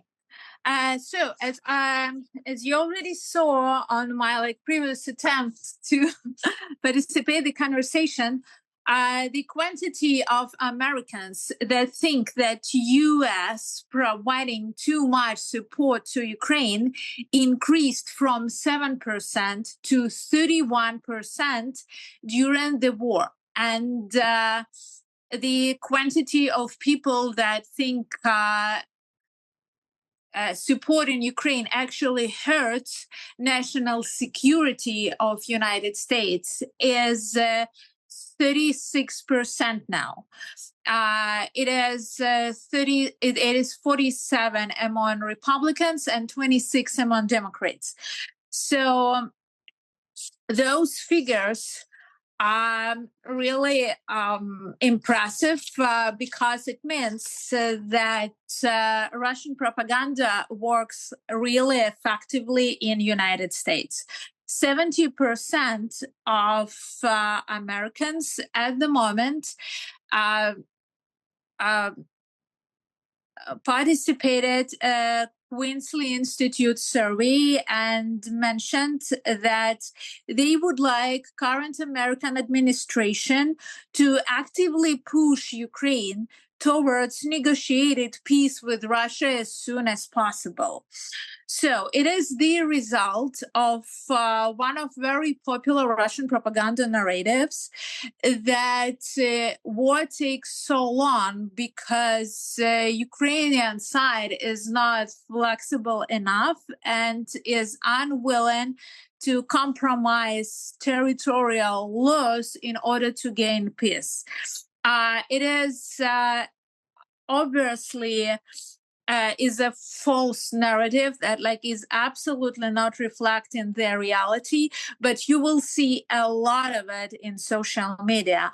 I also want to mention that in the figures of people who are getting concerned about the effectiveness of American support to Ukraine, most of them are either younger generation or middle-aged people. So those are active users of social media, and we are losing the audience at the moment.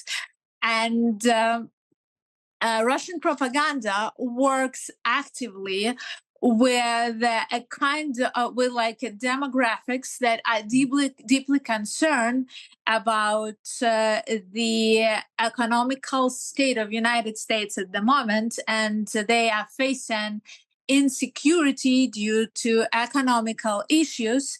So that is why they are very sensitive to another popular narrative that United States is overspending budget money while supporting Ukraine instead of using it in American economy.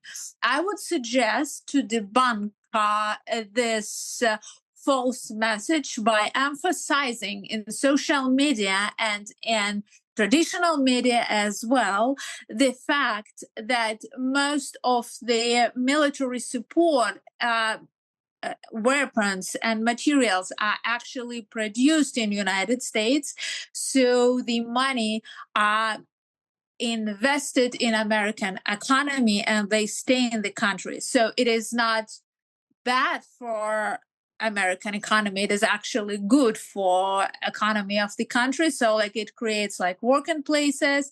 It is good for the budget. Another popular narrative is the point that money provided to Ukraine, let's say, misused due to corruption in the country. So I would debunk this narrative with providing more information about the transparency of using any kind of budget money in Ukraine, including military defense. So another thing that I want to emphasize, another strong message of Russian propaganda in the United States, is the point that supporting Ukraine could lead the United States into a nuclear war. You will see a lot of it in social media and different in different public speakers announcements, even those who seem to be not directly involved in political life, but claim to be so-called socially active.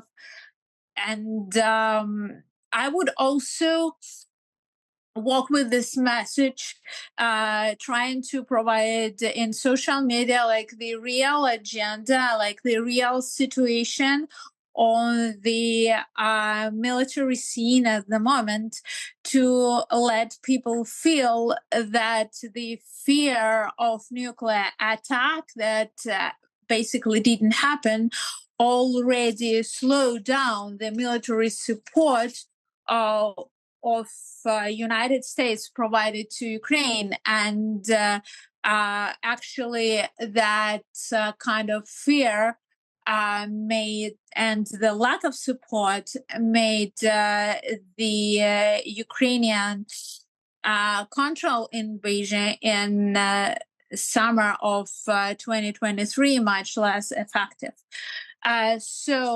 One of the examples on how this propaganda works in popular social media could be a local, let's say, intellectual influencer and popular psychologist and writer Jordan Peterson, who has more than 8 million subscribers on his YouTube account and more than 88 million an average viewers of his videos. He mentioned, for example, that he doesn't see how support in Ukraine corresponds with national interests of USA. And he sees that the interest of Ukraine in the matter is, how he mentioned, coming back to whatever level of corruption it used to have in the past. So the very verbal formulas using in the process of interviewing someone about Ukraine or discussing any current events that has to do in Ukraine, like even verbal formulas, even words that are using kind of propaganda tools, because they are misleading the audience and making an impression that we are dealing not with an independent country that is actively defending its borders, but with kind of the territorial part of Russia that tries to gain independence, and the United States is interfering in it for its own political reasons that could be questionable for part of the society. That is what we actually are working with at the moment. So I would suggest the active campaign in social media, mainly in English, using a lot of statistics and a lot of actual factual materials in order to make it more transparent and more understandable for average American what exactly is going on in Eastern Europe at the moment. Thank you so much. Thank you so much. We would like to give the floor to Svetlana Kahamlik, who's Ukrainian historian, lecturer, and writer. Svetlana. To welcome all participants of conference that touches on so important issues and modern challenges for Ukraine and the whole world. I will speak in Ukrainian because my English is not very well. Briefly, Russia's ideological aggression, manifesting through the ideology of the Moscow Patriarchate, has revealed the true position of the Ukrainian Orthodox Church of the Moscow Patriarchate, UOCMP, as part of the Russian-Ukrainian war. This church formally presents itself as the Ukrainian Orthodox Church simply by virtue of its location in Ukraine. Yet, in practice, it represents the interests of the Russian Orthodox Church, ROC, adhering to directives aimed at keeping Ukraine within Russia's geoconfessional sphere of influence. This alignment is evident in the dominance of the Russian language in UOCMP services, sermons, and publications. Notably, this church has not condemned Russian aggression. On the contrary, evidence indicates that some of its clergy openly promote Russian aggression and call for violations of Ukraine's territorial integrity. UOCMP churches, especially in Donbas, serve as arms depots for Russian forces, and Russian terrorists openly serve the Moscow Patriarchate. Thus, the UOCMP environment is effectively directed at the ideological erosion of the Ukrainian political nation. Therefore, countering the influence of the Moscow Patriarchate, particularly the activities of the UOCMP as a religious organization, is a critical factor and a guarantee of Ukraine's victory over the Russian aggressor. Due to time constraints, I will outline potential paths and methods for this opposition in brief points. First, in my opinion, a crucial measure to overcome Russian imperial influence on Ukrainian society is the exposure by Ukrainian secular and religious communities of the Russian world ideology as an aggressive force aimed at undermining the security of the Ukrainian state. This has already been discussed, so I will not dwell on it further. Another approach to countering this influence is through legislation, specifically state legislation in the religious sphere.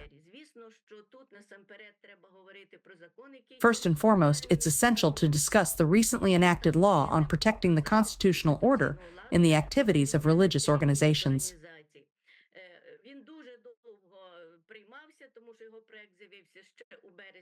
This legislation took a long time to pass, as the draft was introduced back in March 2022. The UOCMP attempted various measures to shield itself from the law. The next step involves interfaith dialogue, particularly coordinated efforts by Ukraine's primary pro-Ukrainian religious institutions, namely the Orthodox Church of Ukraine, OCU, and the Ukrainian Greek Catholic Church. The media also play a crucial role in countering Russian ideological aggression, as mentioned by Serhiy Klimenko in his earlier address. Among the primary ways to counteract the influence of the Moscow Patriarchate, perhaps the most significant, is to strengthen the Orthodox Church of Ukraine. If time permits, I'd like to delve into this further. This development has both an international and a domestic dimension. Internationally, gaining global recognition for the OCU is essential, a goal strongly supported by Ecumenical Patriarch Bartholomew. As of now, 1/3 of the 15 local Orthodox churches, 5 in total, have officially recognized the OCU. Notably, the participation of the OCU in the World Council of Churches Assembly in October 2022 was hailed by the head of the Ukrainian delegation, Archbishop Yevstraty Zoria, as an unprecedented breakthrough in presenting Ukrainian autocephaly on the world stage. Domestically, the ongoing transfer of parishes to the OCU marks the growing influence of the Orthodox Church of Ukraine.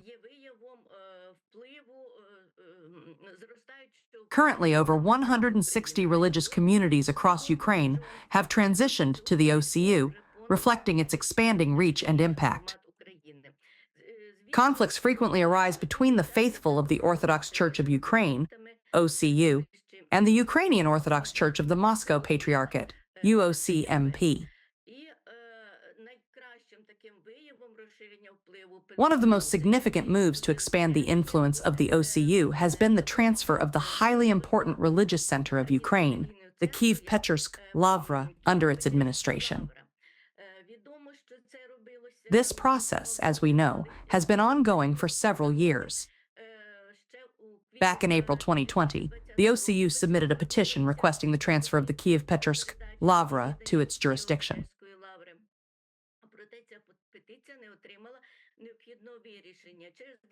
However, this petition did not receive the necessary resolution.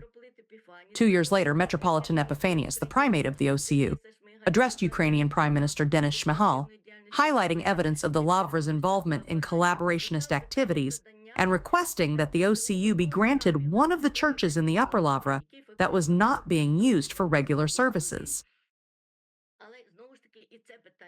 Yet again, this request went unresolved. The decisive step that finally brought this issue to the forefront was when the Security Service of Ukraine, SBU, initiated a criminal investigation in mid-November 2022 regarding the glorification of Russia within the Kyiv-Pechersk Lavra, prompting a review of the legality of the UOC MP's presence there. This investigation uncovered long-standing illegal construction and other violations. Consequently, this became grounds for terminating the UOC MP's lease as of March 29th, placing the Kyiv-Pechersk Lavra officially under the administration of the Orthodox Church of Ukraine. The issue of transitioning the Pachayev Lavra to the Orthodox Church of Ukraine is also on the agenda. It is another very important religious center. Thank you for your attention. Thank you so much. Дякую вам, пані Світлана, за ваш виступ, ваші рекомендації. The next speaker is Tadej Naret, co-founder, chairman of the Association of Slovenian Ethical Hackers, who has over 20 years of experience in IT and background in the e-commerce and cybersecurity. He specializes in open source intelligence gathering and analysis while working as a cybersecurity evangelist and public speaker on various cybersecurity-related events. Hello and good day, everyone. Let me first say that I was announced on the website as a Canadian. So in the light of today's agenda of fighting disinformation, let me correct this and say that I come from Slovenia and not Canada. But to the point, I would like to start my remarks with now a cliche that I believe will shed a different perspective on the issues that we discussed today. Namely, the only thing necessary for the triumph of evil is for good men to do nothing. And in regard to Russian disinformation campaigns, to their information warfare, the collective West, I believe, is doing nothing, and that the results of that are clearly visible. In this regard, present company excluded, of course, I have in mind that the Western society in general is in oblivion in terms of actual happenings, where it seems that we are like actually sleepwalking into another world war. And it's not just about the Russian information warfare. It is mostly about how we perceive it, how we deal with it, and most of all, do we even, let's say, recognize it. To put it bluntly, for years now, we have had Iranian ballistic missiles and Chinese drones targeting European soil. And since lately, we had North Korean soldiers involved in military operations against Ukrainians, therefore against Europeans. And the collective response is basically simply nothing. So let us think about that and let that sink in, that North Koreans are actually attacking European soil, and the collective West response to this is non-existent, and we are simply, let's say, ignoring it. And what's most concerning, I believe, again, on the example of North Korean soldiers' involvement, we have known this for over a month now, right? And it took the State Department, Western governments, and Western media over 3 weeks to acknowledge this fact, while at the same time, like, the internet was littered with undeniable proofs of their presence. So I would say that we as a Western society are being held in sort of a mental bubble where all of the Russia's war crimes are limited to Ukraine only, and their influence is, let's say, supposedly just regional. And I think that is the biggest misconception of all, since Russians have been actively exploiting the internet as means of mass propaganda and are waging a very aggressive information warfare. So, and at the same time, the West is kind of behaving as if we are living in the 90s, 50s, where you can like suppress information. And we must, I think, firstly ask ourselves, what is the reason behind this? I cannot put it differently, a cowardly approach. So I would say that the West has capitulated on the matter, right? Or to put out another cliche, the greatest trick that the devil ever pulled was to convince the world he didn't exist. So I believe that that is what is happening in the moment, right? And the sole fact that the discussions that we are having today are not the main topic in the mainstream media across the Western world, in an actual sense, means that the devil trick was for the most part successful, right? The Western society actually believes that it is not influenced by Russian propaganda, and that is the biggest misconception of all.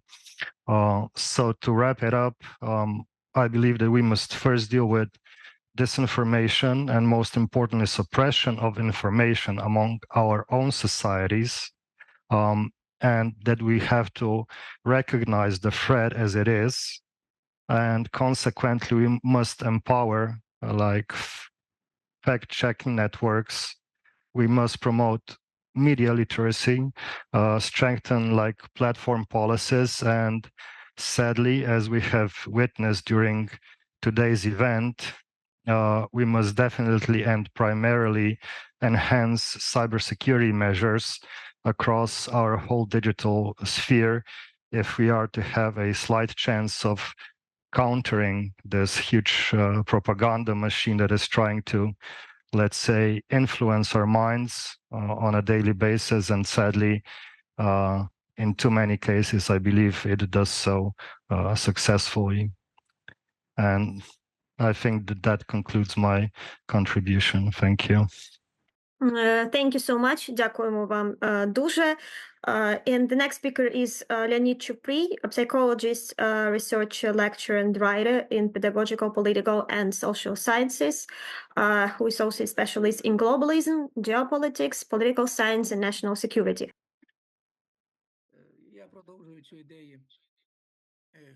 I am continuing the idea of Lyudmila Filipovich, and I would like to note that religious freedoms in our country are ensured by a number of laws, in particular, the law on freedom of conscience and religious organizations, and the law on the protection of the constitutional order in the activities of religious organizations, which was voted for by 265 deputies and signed on September 23, 2024. Today, Russian propaganda is spreading information that the Russian Orthodox Church is allegedly banned and believers are persecuted. In reality, this does not correspond to the facts because so far there have been no significant changes in the controlled territory, and the Ukrainian Orthodox Church is not prohibited. The Russian Orthodox Church, as a foreign structure, the center of which is Moscow, is prohibited.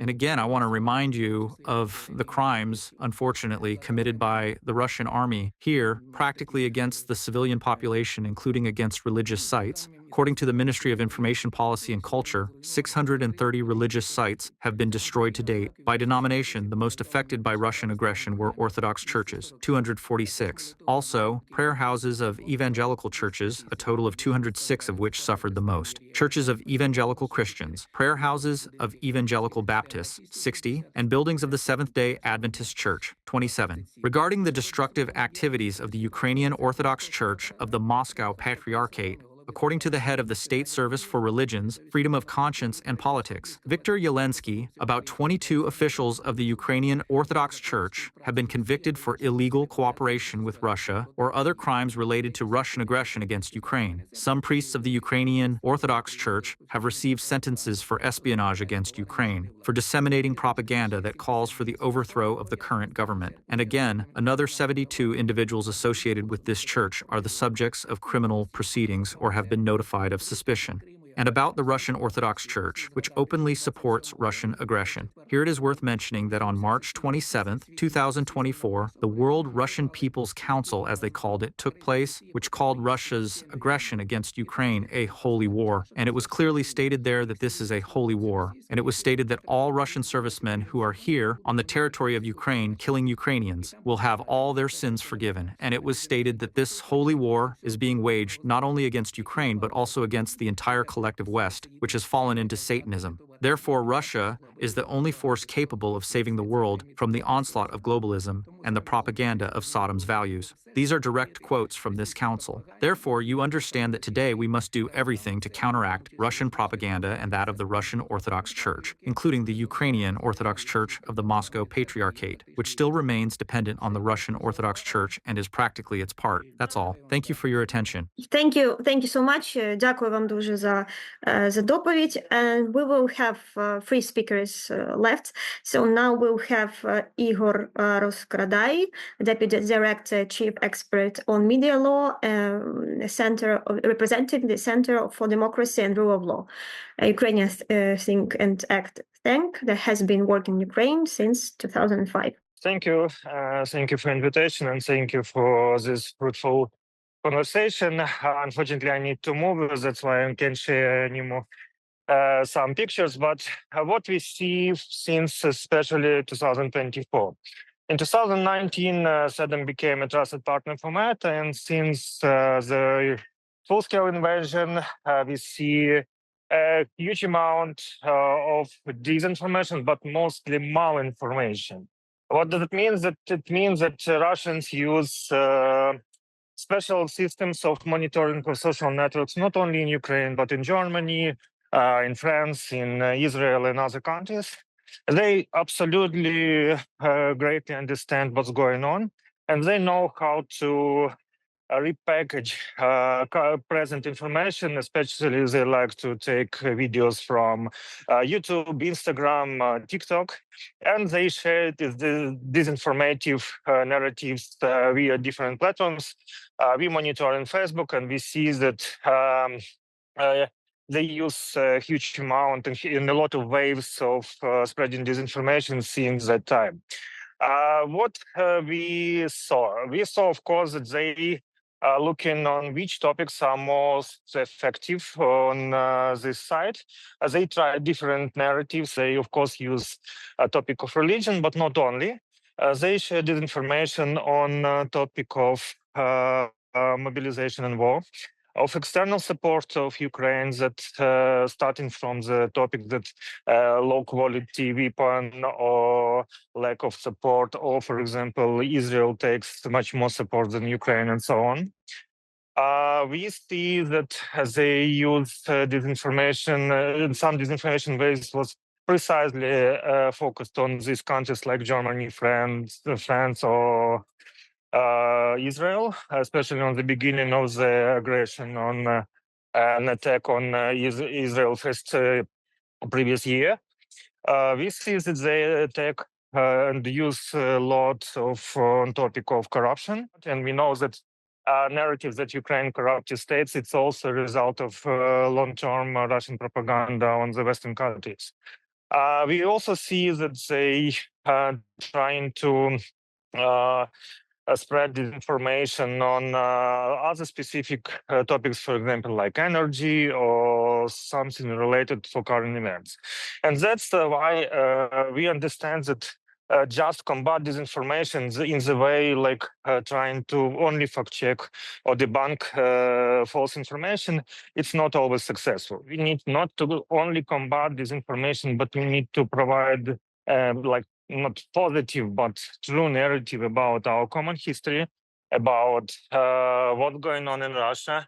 And of course, we need to take off naive glasses that Russia could be democratic in current borders and current state structure, because Russia is empire by design, and empire could not be transformed before it was surrendered, and it was divided under the international rules and right for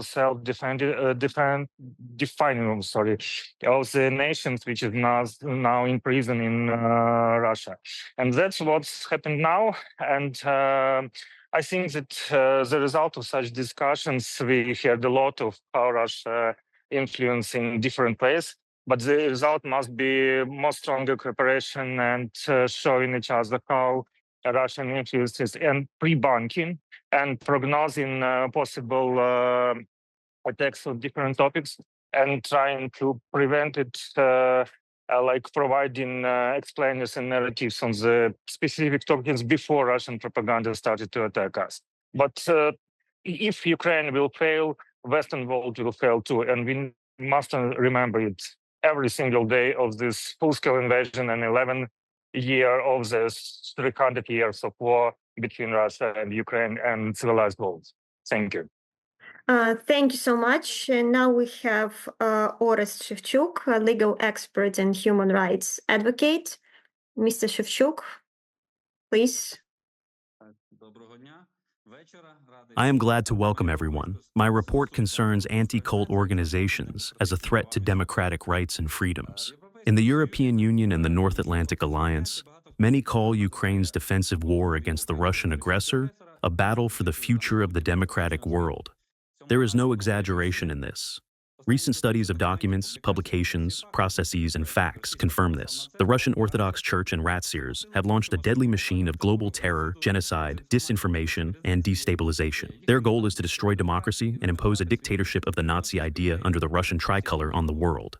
Until recently, many people were unaware that it is the Russian Ratseers, Russian Association of Centers for the Study of Religions and Sects, that acts as a coordination center for all aggressive anti-cult organizations operating in the world, turning it into an extensive network. The anti-cult movement has spread throughout the world, influencing state policy and public opinion regarding new religious movements and minorities. In countries such as Russia, China, the United States, and European countries, modern anti-cult organizations, including Ratseers, FECRIS, European Federation of Centers of Research and Information on Sectarianism, the American Family Foundation, AFF, and others function as a single global network, coordinating their actions at the international level. These organizations were intentionally modeled after the Nazi Apologetics Center, employing similar methods and ideologies adapted to modern conditions. Today, a direct line of ideological and methodological continuity can be clearly traced through key figures of this movement, such as Walter Kunneth, Friedrich Wilhelm Hack, Johannes Agard, and Alexander Dvorkin. Alexander Dvorkin plays a key role in shaping and spreading the anti-cult ideology globally, influencing public opinion policies and government actions towards religious minorities and other groups at his discretion in many countries around the world. His activities lead to human rights and religious freedom violations and are used to justify repressive measures against groups he has labeled as cults and sects. The anti-cult movement comprises both organizations and individual initiatives that frame their mission as protecting society from groups they label as cults and sects, deliberately portraying them as threats to society.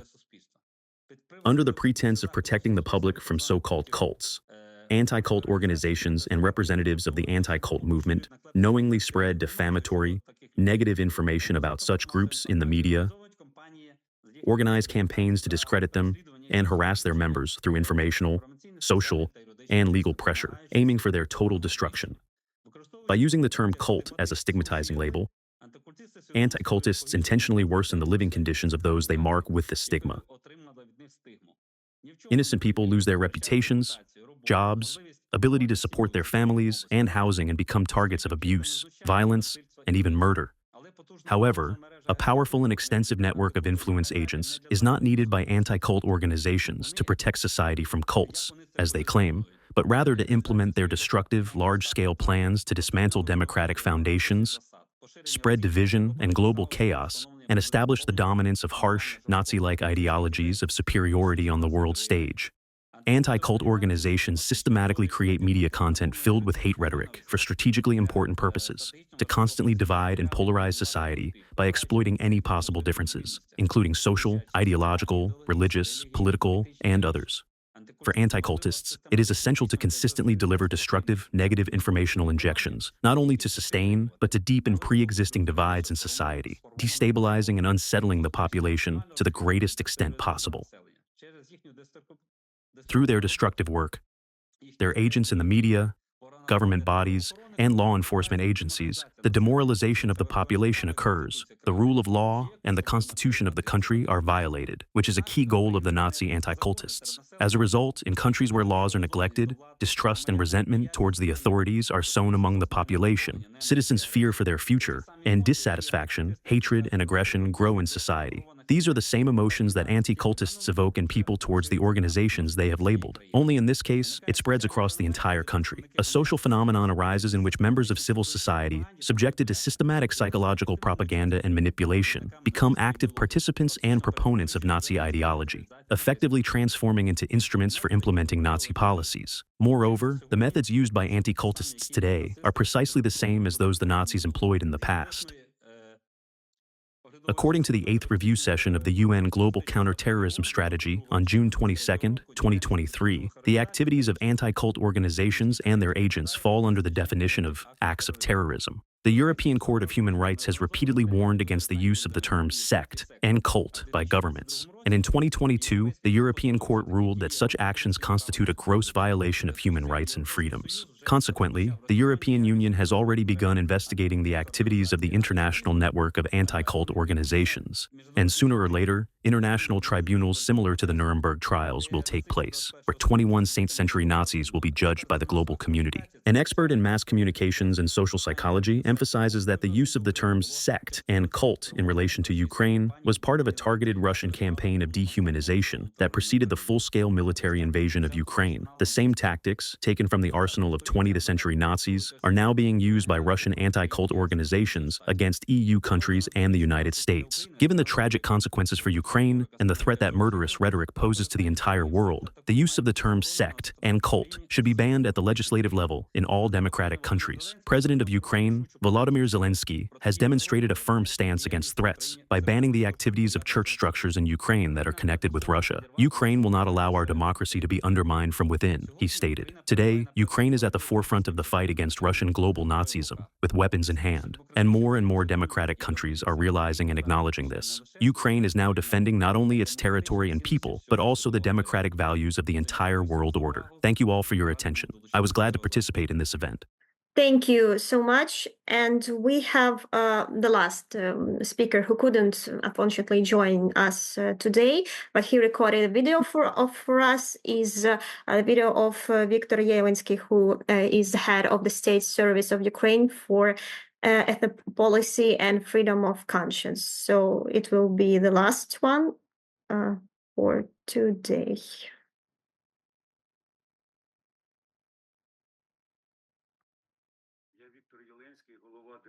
I am Viktor Yelensky, the head of the State Service for Ethnic Policy and Freedom of Conscience of Ukraine. I want to testify that our service receives daily reports of brutal violations of freedom of conscience in the territories occupied by Russia.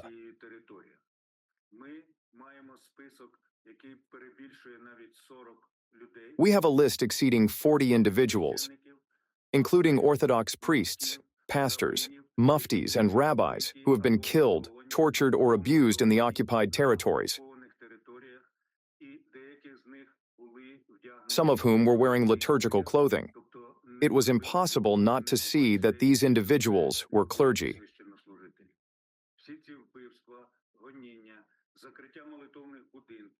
All these murders, persecutions, and the closing of prayer houses, churches, and mosques occurred with the blessing and support of the Russian Orthodox Church, ROC, and its leader, Patriarch Kirill.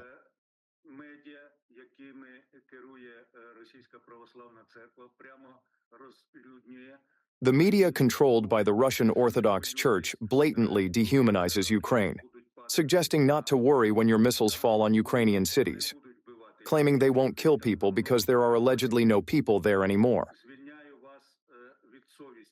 I liberate you from your conscience is effectively how Patriarch Kirill's statements could be translated. This is a complete repetition of the words of the Nazi leadership of the Third Reich.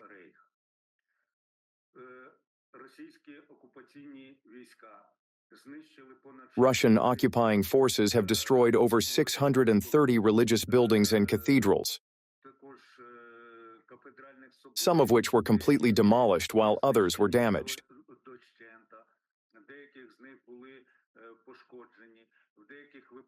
In some instances, such as in southern Ukraine, Russian soldiers specifically fired at a Catholic church with the intent to hit the cross off accurately. Failing that, they destroyed the entire church.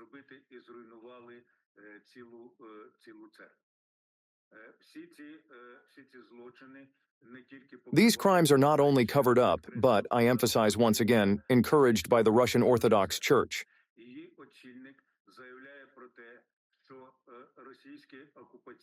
Its leader declares that the Russian occupying forces and their members who die in the war with Ukraine will be absolved of all sins. This concept is entirely incompatible with Christianity and Orthodox teachings, bearing a distinct resemblance to jihadist ideology. The Russian Orthodox Church has thousands of parishes outside of Russia, which have long been gradually turning into centers of espionage, anti-Western activity, and places where hatred towards democracy, freedom, and human rights is fostered.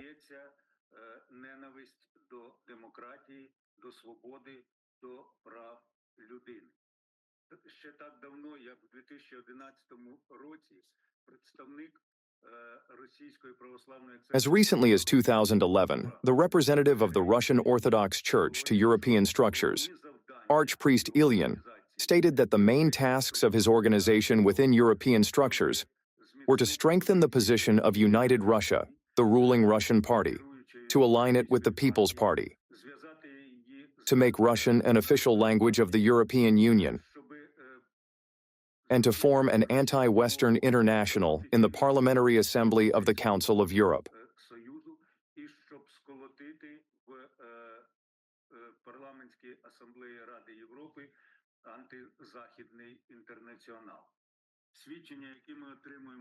Testimonies we receive from the Baltic countries and Western Europe indicate that the Moscow Patriarchate has ceased to be a religious organization.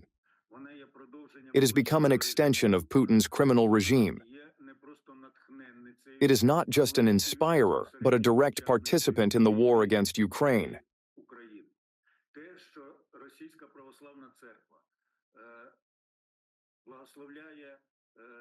The fact that the Russian Orthodox Church blesses the forces hunting Ukrainian cities, destroying Ukrainian villages, and killing Ukrainian children daily, shows that the Moscow Patriarchate has ceased to be a religious organization and has joined the axis of evil.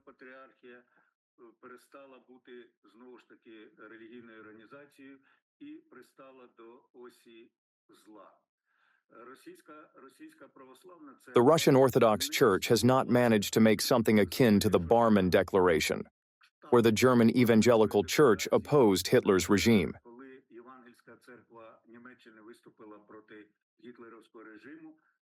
Instead, any deviation from Patriarch Kirill's orders is harshly punished.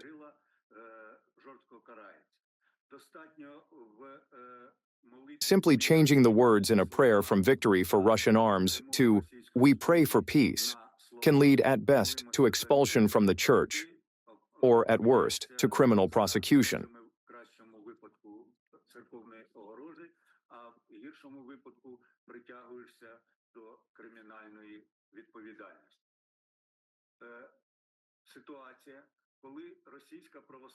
The situation where the Russian Orthodox Church is a member of the World Council of Churches is unacceptable for the Christian community. The Christian community and the current General Secretary of the World Council of Churches, who is a citizen of South Africa, should remember how the World Council of Churches reacted harshly to churches that supported apartheid, excluding them from the World Council of Churches.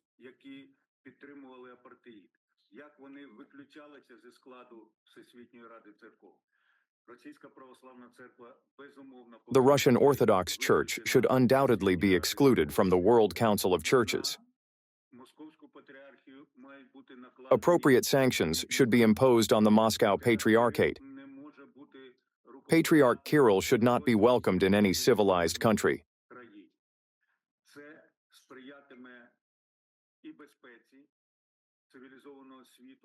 This would contribute to the security of the civilized world and, ultimately, to the future healing of Russia itself.